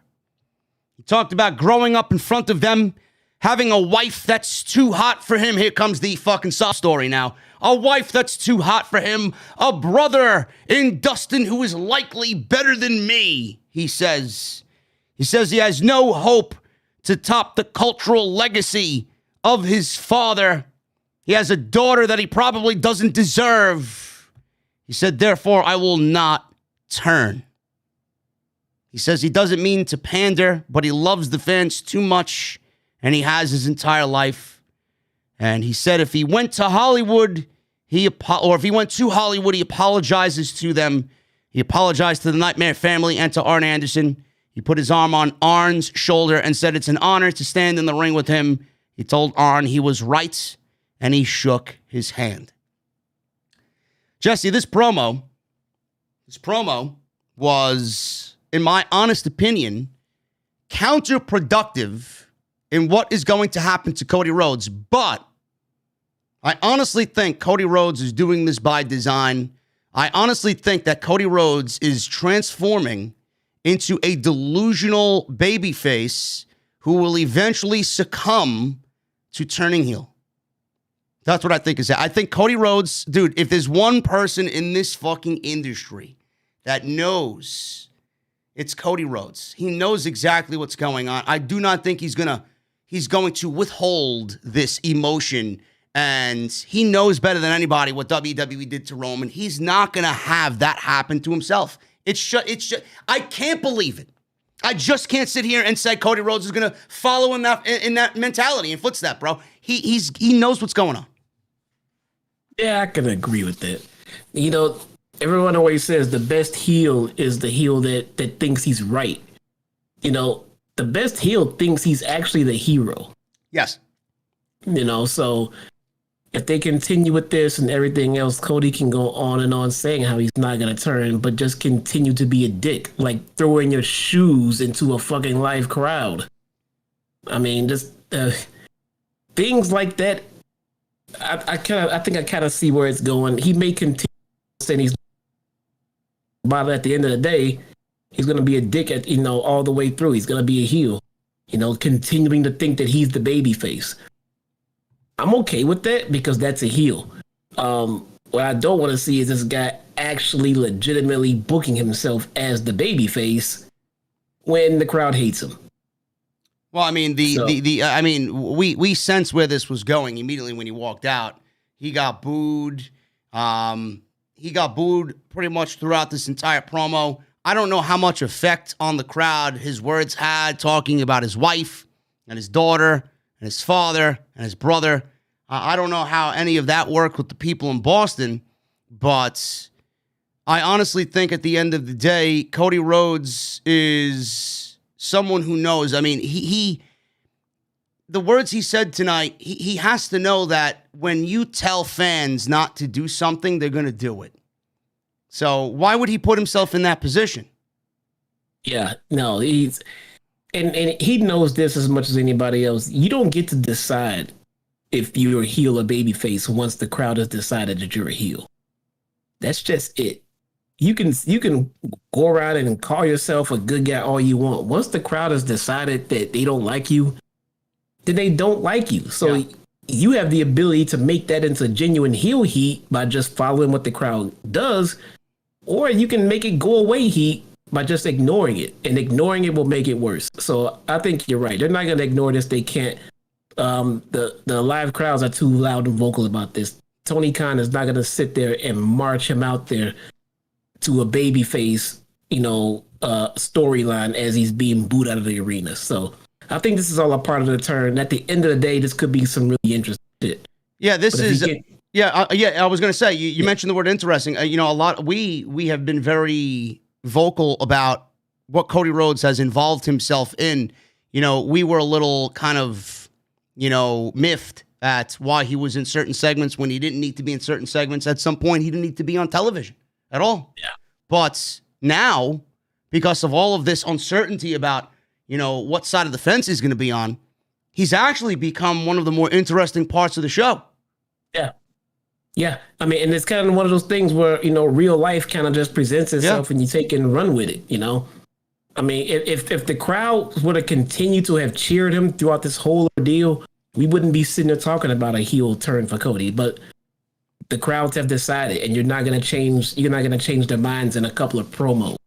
There's nothing he can do via promo to stop from being booed. The only thing you can do is just turn heel and make the boos genuine, which is eventually what they'll do. But this does make it a lot more interesting. Like I texted you today about Flair right now. At this point in time, Charlotte Flair has never been more must see. Yeah. I mean, it's true. I mean, debate it all you want, but Charlotte Flair has never been more must see in her career. Right now, wants to see what she's gonna do next in a live ring. The thing with Cody is he also mentioned tonight. He mentioned that and pretty much confirmed what the fans were talking about on social media when he went for that double underhook move on Saturday against Black. He was actually contemplating doing a pedigree, and he called that out tonight. Do you think when we finally see the confirmation that he's heel and he's moving on from a babyface, does he hit the pedigree when is confirmed that he's playing a heel now? Does he use that as the final nail in the coffin? Absolutely. We're going to get another overbooked Cody match one day, and when he goes for that, I forget what the movie was that he did, but when he transitions in that and goes to a pedigree, I think that'll be the confirmation of it right there. Yeah, that's gonna be another thing to look out for. But I enjoyed this promo, but at the end of the day, I think Cody Rhodes knows exactly what he's doing. Andrade walked out and asked Cody who he thinks he is. The people don't like you, Andrade said. He also said he makes stupid choices. He said an example is that stupid neck tattoo. He said he shouldn't have gotten in his business. He then entered the ring, and he said he can make him his little bitch. The lights went out. Lights came back on. Malachi Black was standing next to Andrade. He spit mist in Cody's eyes. They attacked Arn. Pac ran out for the save. He cleared the ring. Fans are cheering. And there was a strange alliance or an exchange of pleasantries between Cody and Pac, who apparently are teaming up against the common enemy here in Andrade and Malachi Black. There were very loud, Jesse, when Andrade walked into the ring with Cody and Arn. They were very loud, woo chants. Did you hear any of that? Lots of woos. What does this? Is this going to be the gateway? I know Ric Flair's probably not on everybody's Christmas lists this year, but does this lead to the gateway being open for Ric Flair coming in and kind of getting involved in the Cody Andrade back and forth, or Ric Flair getting involved with Cody and Arn? Do you see any of that happen? Nah, I don't think the woos were for Rick, brother. No? You don't think the woos for who were they for? They were for another Flair, right? They were for a different Flair. The Flair a little bit more closer to Andrade. I think we got some Charlotte Flair woos at Andrade for the first time. I don't think it's gonna be the last time. Oh boy. Listen, man. Listen, I can't stand the woman. I can't. But Friday, she actually may be the most interesting part of fucking SmackDown tomorrow night. Yeah, Wednesday. Friday night. I want to watch a segment on SmackDown to see what she does. I mean, Friday night, Charlotte Flair may be must-see television for the first time ever. I'm telling you, man. And if they were smart, they'll play off of this. They'll try to keep her happy. Yep. If they can play off of this, keep her engaged in this storyline into a little bit more reality, I think this could turn around for her, man. Yeah, we'll see. Becky's got that match with Bianca on Monday. I wouldn't be surprised if they actually take the title off of Becky, put it on Bianca, and give us Bianca versus Charlotte at Survivor Series. Yeah. I saw you mention about what if they took the title off of Becky because they want to keep Becky and Charlotte apart. That's exactly what they would do because they're scared. Dude, they'll take the title off of Charlotte first. They're gonna punish Becky. They're gonna say fuck Charlotte. Yeah, but so with we got Sasha versus Becky at Survivor Series. If they were in the state of mind of not putting these two in the ring, they're not gonna uncrown Becky for it. They'll do Charlotte first. Yeah. It's gonna be Becky is the moneymaker, dude. If that's the idea, we're gonna kick them out of the ring. Fine, they're gonna take the title off of Charlotte. Yeah, not Becky.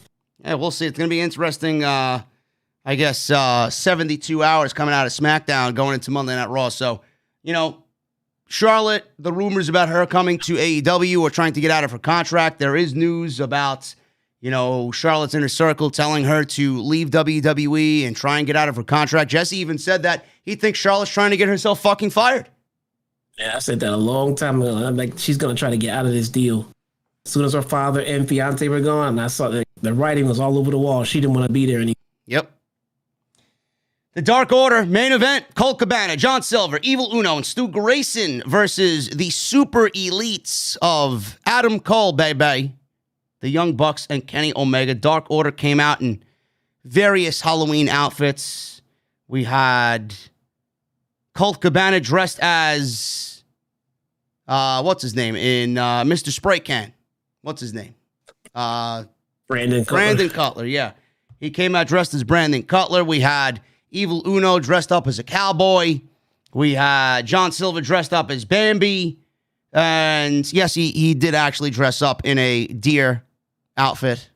Or not Bambi. It was Bambi. I'm thinking Gumby. I don't know why I'm thinking Gumby. I mentioned Gumby on Saturday, but he came out as Bambi. And Evil Uno came out as Tommaso Ciampa. He came out as Kratos, the god of war. No, that wasn't Uno. It was Stu Grayson.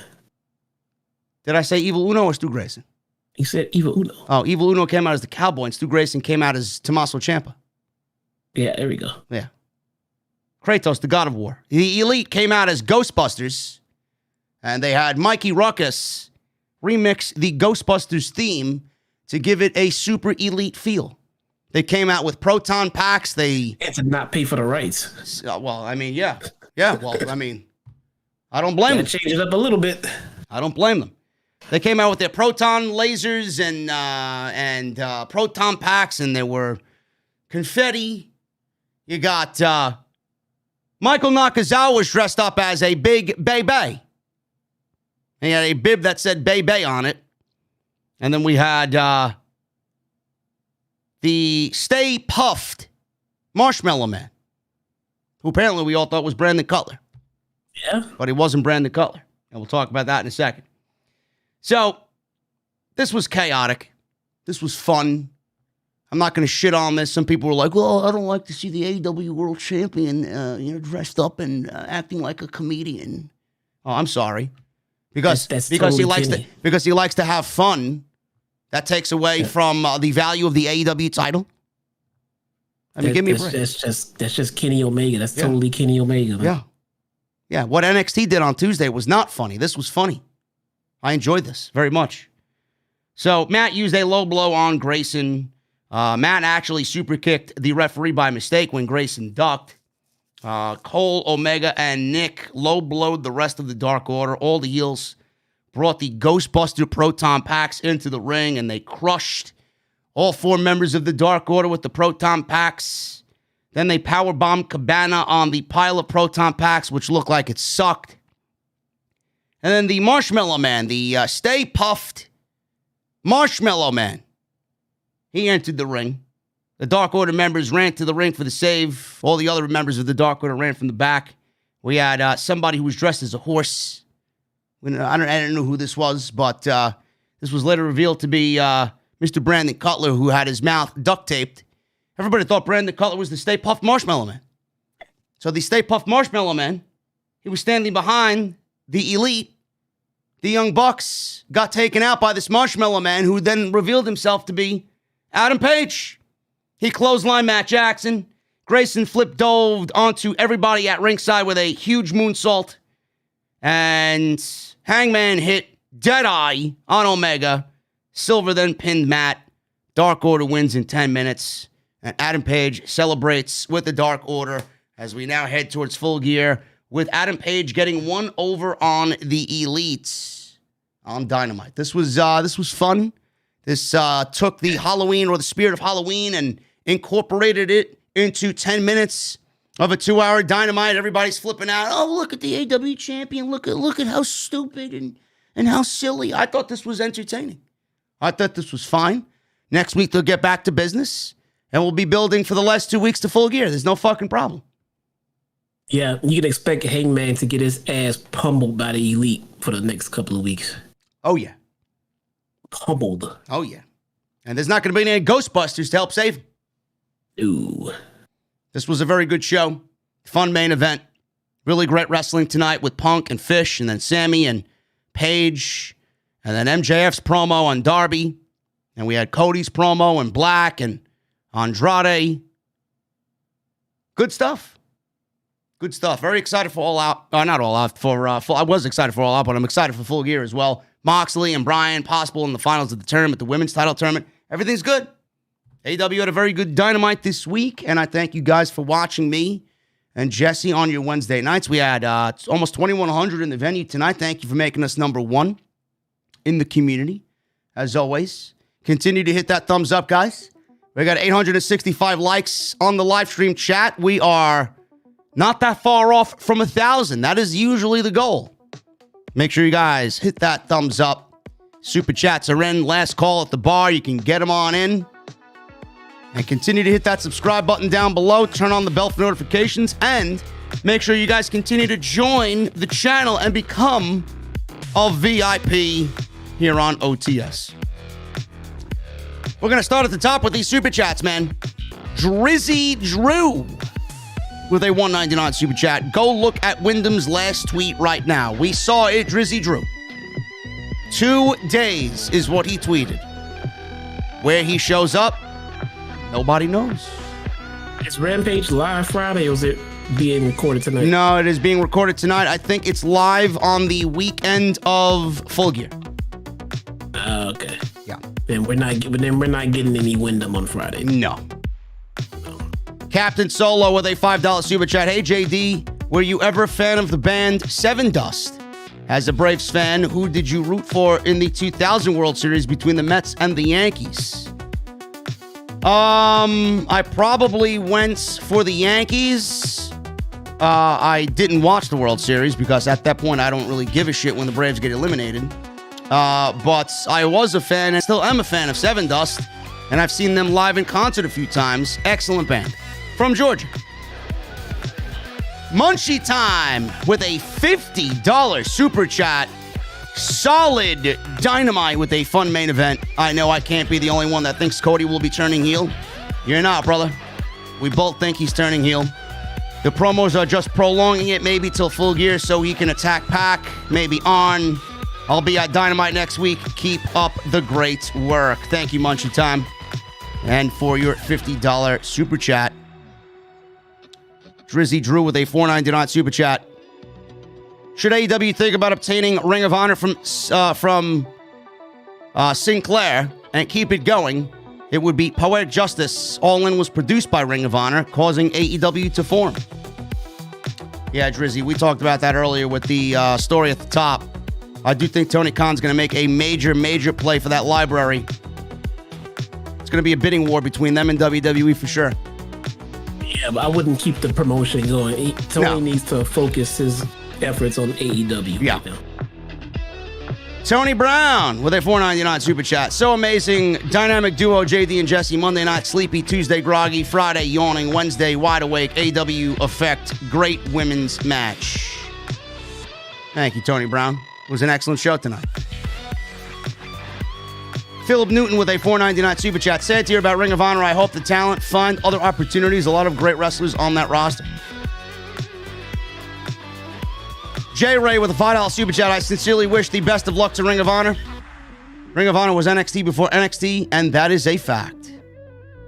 Yes, they were. Triple H had to get influence from somewhere. AEW wasn't a thing yet.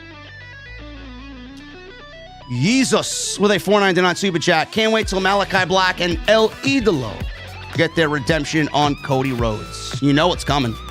And it's all going to aid in Cody turning heel. Hula Grim with a $5 super chat. I don't remember the last time a weekly show had so many great promos. AEW stepped it up tonight. The WWE Wants Wyndham sign was dope. The first W was crossed out. I did notice that sign.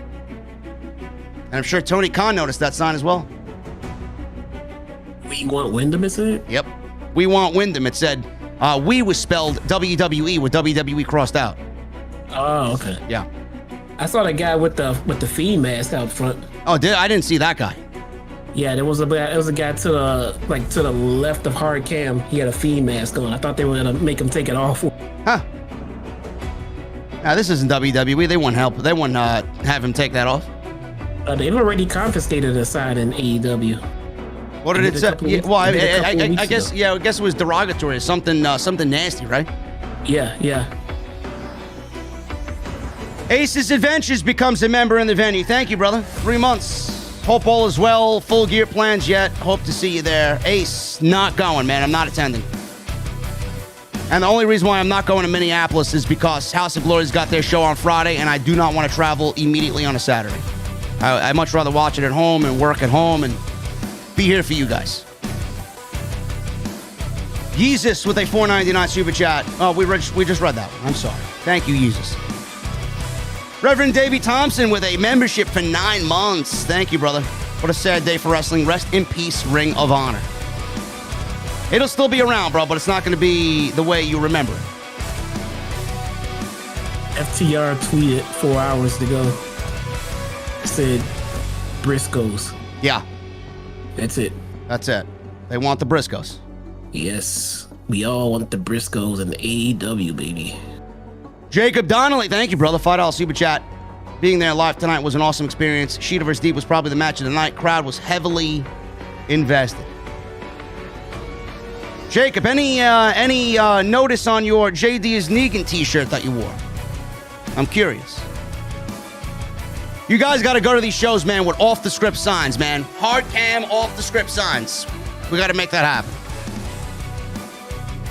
Philip Newton with a $4.99 super chat. Cody Rhodes reminds me of Roman Reigns before the head of the table gimmick.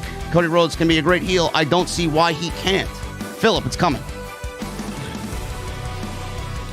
Yeah, see, the job that Cody and the Bucks have as far as pleasing their fan base, their hardcore fan base, is that we're smart fans. So you just can't come out and surprisingly turn heel one day. Yeah.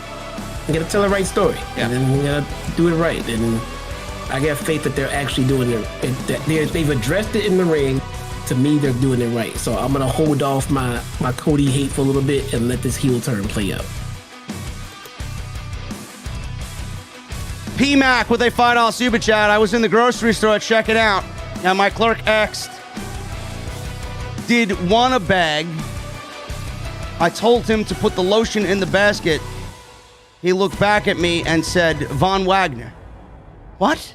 That's a lie. Yeah, come on, bro. Whatever. Thanks for the super chat. Thanks for the super chat, P-Mac, but your checkout guy did not say Von Wagner. Come on. Jericho 8131 with a $5 super chat. Cody gives me those 2010 Super Cena vibes. That's what he's playing off of. He's playing off the go away Roman. He's playing off the Super Cena. He's playing off all of it, and he's gonna bring that into his turn. So I can appreciate that. So I'm gonna let him play his story out. Yeah. Ani, thank you once again for the $120 super chat. Hopefully we answered your question about Moxley. We mentioned that he's got this stone cold aura and vibe about him. He's going to be a kick-ass, take no prisoners, no bullshit heel. He's not going to be a cowardly heel. He's not going to be a monster heel. He's just going to be John Moxley. I'm going to come fucking slit your throat, fuck you up type of heel. So hopefully we answered your question. I appreciate the $120 bomb, brother. No cowardly Moxley. If they turn Moxley into a cowardly heel, I am done with. That's not happening. Yeah.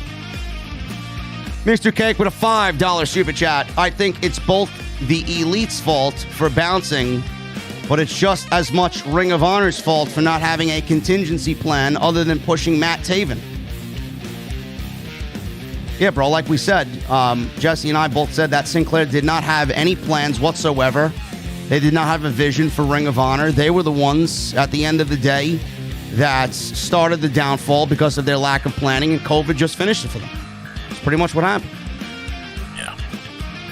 Yuri Youngblood with a $5 super chat. Please help me find that lovely instrumental you play at the end of the streams. It starts off slow and relaxing, then kicks up with the guitar. Yuri, it's Pilot, P-Y-L-O-T, and it's called The Return.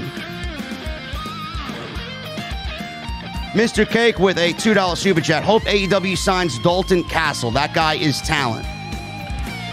I heard Dalton Castle may show up in House of Glory. Maybe. Mr. MK Kratos, what's up, brother? $2 super chat. Remember when WWE almost bought Ring of Honor in 2016? The fuck did they need Ring of Honor for? They turned NXT into Ring of Honor. The Lotion with a $5 super chat. Hey, JD, it's Francisco Coronado. This is my second account. We spoke on Instagram last night. I still can't super chat. Sorry to bother you, man. Francisco, I unblocked you on here, man. The mods wrongfully banned Francisco. I unbanned him, and he can't super chat through his regular account. No, wasn't me. Yeah, I don't know who it was. Maybe it was Hoop Media. Overrated Hoop Media. Francisco, I'll look into it tonight again, brother. But I unblocked you, so everything should be good. Or maybe there's like a wait period for YouTube. I have no idea. Susan D'Ambrosio with a $5 super chat. Hey, JD and Jesse, awesome review of AEW Dynamite tonight. Also, Dynamite was a great show. Also, much love to the OTS family. Thank you very much, Susan. CC Steven with a $10 super chat. Hi, JD and Jesse. JD, I loved your off-the-script extra about Charlotte Flair. You read my mind, as I too feel as if she is trying to get herself fired so she can join both her fiance and father in AEW. Well, right now it's just her fiance, CC. Not her father. We don't know if he's going to end up there. Thank you for the $10 though, bro. I don't know. I think he got canceled. Colin Hutton with a 2-month membership. Thank you, brother. JD, as always, you are the savior of the IWC, but I got to give Jesse his flowers. I love his fresh views and opinions. He drops science every Wednesday. I just dropped my personal views that I feel like a lot of people just don't want to say. I mean, other than JD. I mean, they just don't want to say. They want to, you know. I love following the story and buying into the story, but at the same time, I'm always the one looking like, where are they? This shit. I can enjoy it for what it's worth as long as it kind of. I'm not one of those people that just says, just let the story play out and see where it goes. No, I want to enjoy and see how it plays out and enjoy that. I want to just take a shitty ride and enjoy the destination. Wrestling should be.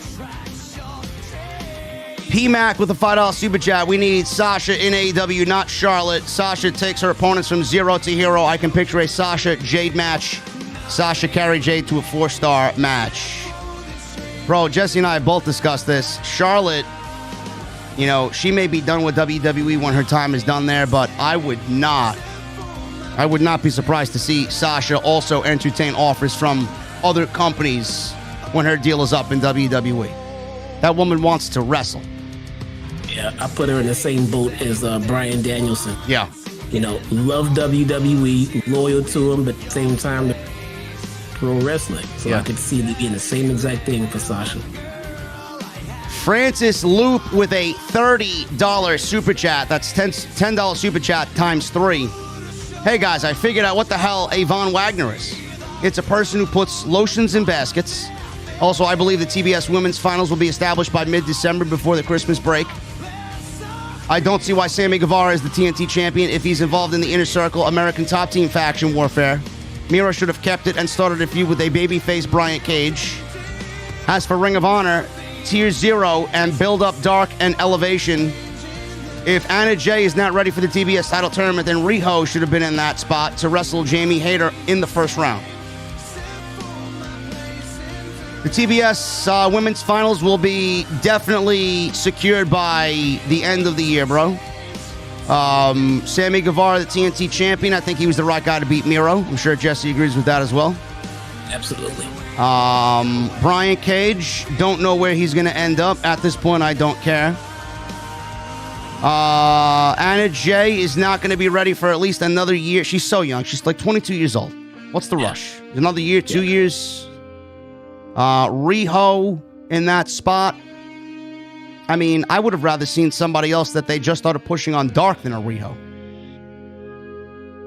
But Jamie Hayter is awesome at what she does. So I do think that she is going to advance in this tournament. AW Mark 2018 $2 super chat. Bray said 2 days on Twitter. See him on Friday. He's not going to be there Friday, bro. Why would Bray debut with spoilers? Yeah, he's not. Yeah, that means he's already showed up and nobody said anything about it. No. Yeah. Mr. Cake with a $2 super chat. Start of the 2022 Dynamite Diamond Ring 1, 2, 3. I don't see why MJF should be without that Dynamite Diamond Ring. It gives just him another layer of that character. Yeah. Brock Lesnar with a $2 super chat. He says, I'm going to eat out Sable's cheeks, he says. Okay, there we go. Yep. Thank you, Lesnar. I hope you brought a bib, bro. My mic is fucking doing the thing again. The Gary Sphere with a $5 super chat. Abaddon is has at least a decent record. It's not like Zelina getting an opportunity after losing 20 matches. Plus, got to see if fans can get behind Abaddon. Maybe they will, bro. I have no idea. Boston was hot tonight, so maybe she's in luck with that Boston crowd. Yeah, maybe. Quintus Brown with a $5 super chat. Great show tonight. What are your thoughts on WWE running a pay-per-view on All Out Weekend next year? AEW is not running that same weekend. Who gives a shit? And if they do, they're running the opposite day. Doesn't really matter.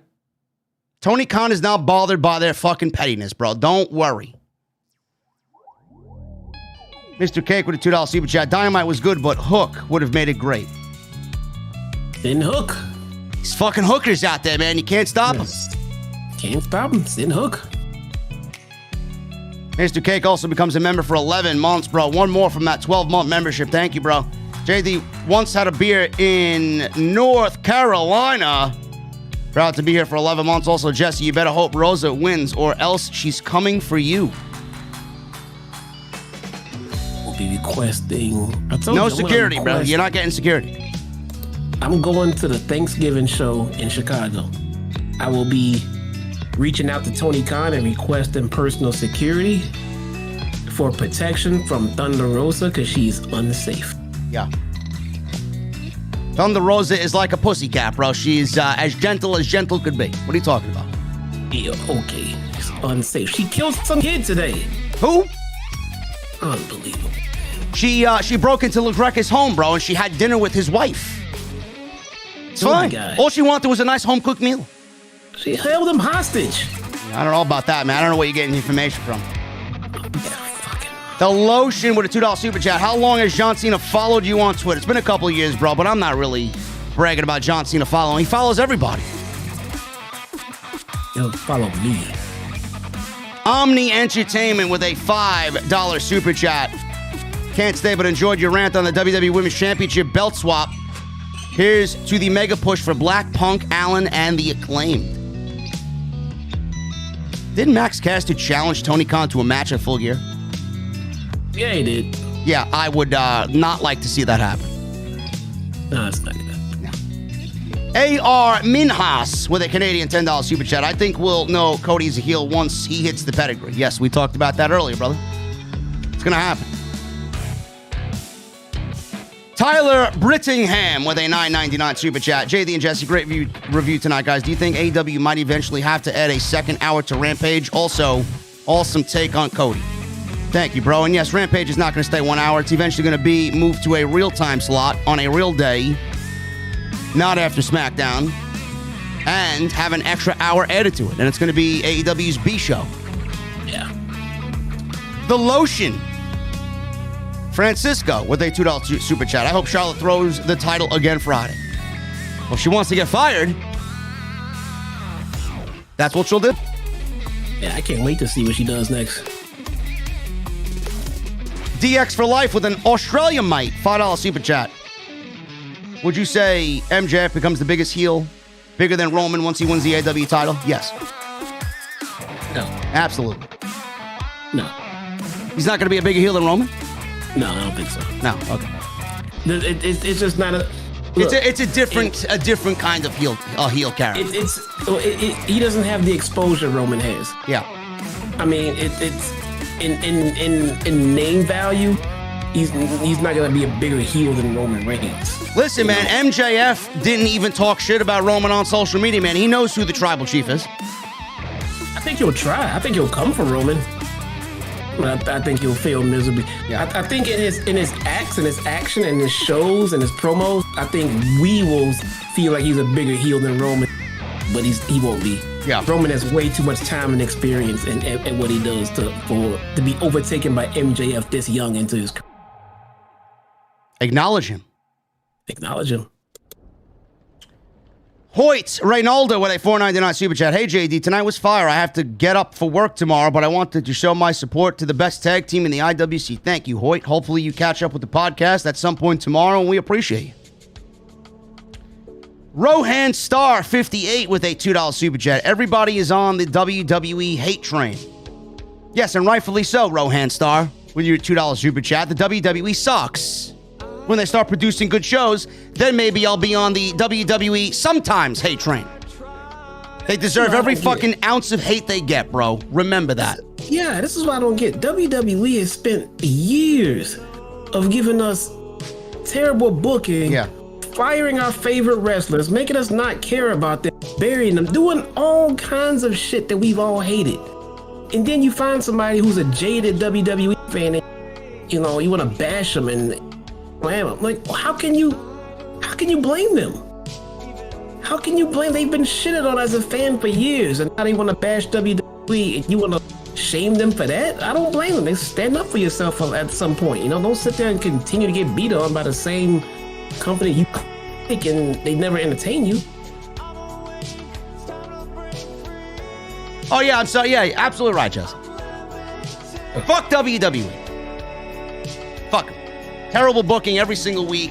They deserve every ounce of hate that they get. Silent One with a $2 super chat. Another great review. OTS for life. Thank you, Silent One.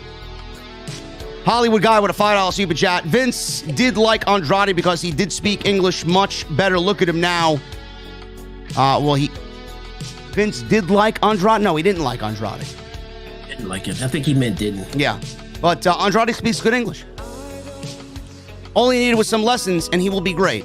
Yes, in spurts. He's fine. Corey Jackson with a $4.99 super chat. Great show, JD and Jesse. Keep it up. OTS for life. 2 years in running. Also, when is The Fiend's 90 days up? 2 days, bro. 2 days. October 30. Jeremy Lewis with a $5 super chat. Next week, I'll be at both Dynamite in Kansas City and Rampage in St. Louis. 5th row from the floor. Still working on a sign now. I'll tweet you. Cheers, JD and Jesse. Jeremy, you know where to reach me, brother. You tweet me that sign and show that shit off proud, man. Kevin McBee with a $4.99 super chat. JD and Jesse, great show tonight. JD, my wallet shipped and looking forward to not losing my stuff. Jesse, was great meeting you at All Out. Cheers. I appreciate you, Kevin. Thank you for supporting extra wallets, man. I got myself one here. Awesome, awesome wallet. Yeah, I see you turn heel on wallets. Yeah, what? I don't know what you're talking about. Okay, moving on. Scott Toda with a $5 super chat. Hey, it's the IWC World Champion, heel Jesse. Are we making him world champions in that? What the fuck? That's what I'm talking about. That's what I'm talking about, man. What the fuck? Make that guy a mod. No, we're not making Scott Toda a mod for ass kissing. Why not? You see all the fucking mods that you made? Not me. Oh, no, never mind. Sorry. Whoever's a mod in the chat is deserved to be a mod. Really? Okay? Yeah. Really? No. Yeah. Okay. Hoot Media, Edgar, Estrada. Stop. Right? No. Already wrong. No. Mr. Cake with a $2 super chat. No, I meant MJF. It's Hangman with the diamond ring. Sure. Maybe we're seeing a foreshadowing of that, I guess. I don't know. He just needs, if he's gonna beat Hangman for the title like early 2022. Yeah. I think he definitely needs to cheat the win for it to make sense of Hangman going right back after, you know. Kratos with a $2 super chat. He says microtransactions may be coming to WWE 2K22. Not for me. I mean, depends on how the game plays. I may not even be buying it, so it's not going to affect me. But, I mean, the roster's already fucking depleted, and the game has already been ruined by WWE's budget cuts. So, they got to make their money somehow, bro. They know they're in a shithole. And that's the shithole that they want to go out there and call home. I don't know. 7-star with a $15 super chat. Thank you, 7-star. Have a drink on me, JD and Jesse. WWE sucks. Agreed. There you go. Guys, that is all we got. We appreciate you hanging out tonight. And anybody that asked me in the chat, that is the Chaos Agent called Breaking the Silence. If you guys want to know what that song is. Anyway. That's about it. That's about it, man. About it. But before we go, I want to say one thing. Those of you who get it, thank you. If you don't worry about it or look into it. But I support Dave Chappelle. As do I.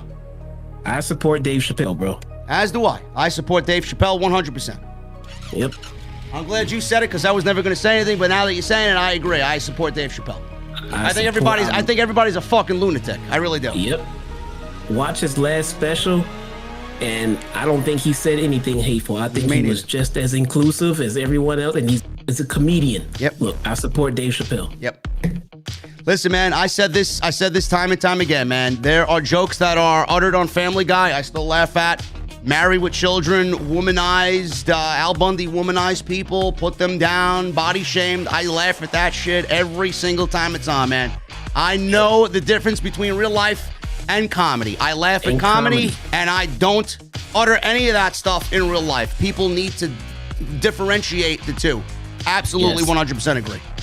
Dave Chappelle is a stand-up comedian. He's one of the best on the planet at it. And he does what he does, and he's great. And what he says are jokes, and they're funny. Fucking laugh. Bro, my favorite comedian, I loved, I wasn't big on Carlin, but I enjoyed Carlin's shtick.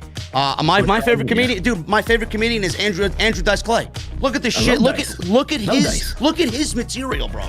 I laugh at vintage Dice to this day.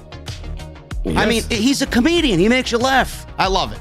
Love it. At the end of the day, that's what it's about. If he says all the PC stuff and the stuff he's supposed to say, will he really stand out? Would he be funny? Yeah. I mean, would anybody care? No, he's the best for a reason, dude. I support Dave Chappelle, and I'm glad, and I'll say this too, I'm glad Netflix is supporting Dave Chappelle. Yes, absolutely. I think everybody needs to fucking go grab a drink, man. Go grab a pumpkin spice latte and just chill. Guys, we're getting out of here. Jesse and I getting in the Mustang. Mustang was clean the other day, man. Beautiful. Vacuumed inside out, shined it up real nice on the inside. You'll be seeing the Mustang in just a couple of weeks right here as we drive up to the venue. But Jesse and I are driving away. We got our cold beverages. I need 2 things from you. Number 1, those guitar emojis. And if you got them, the Mustang emojis. And number 2, I need that music on max.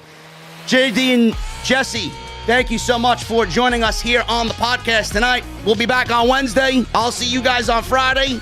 Braves lost tonight. We'll come back on Friday and hopefully get game 3. I'll see you guys on Friday for SmackDown.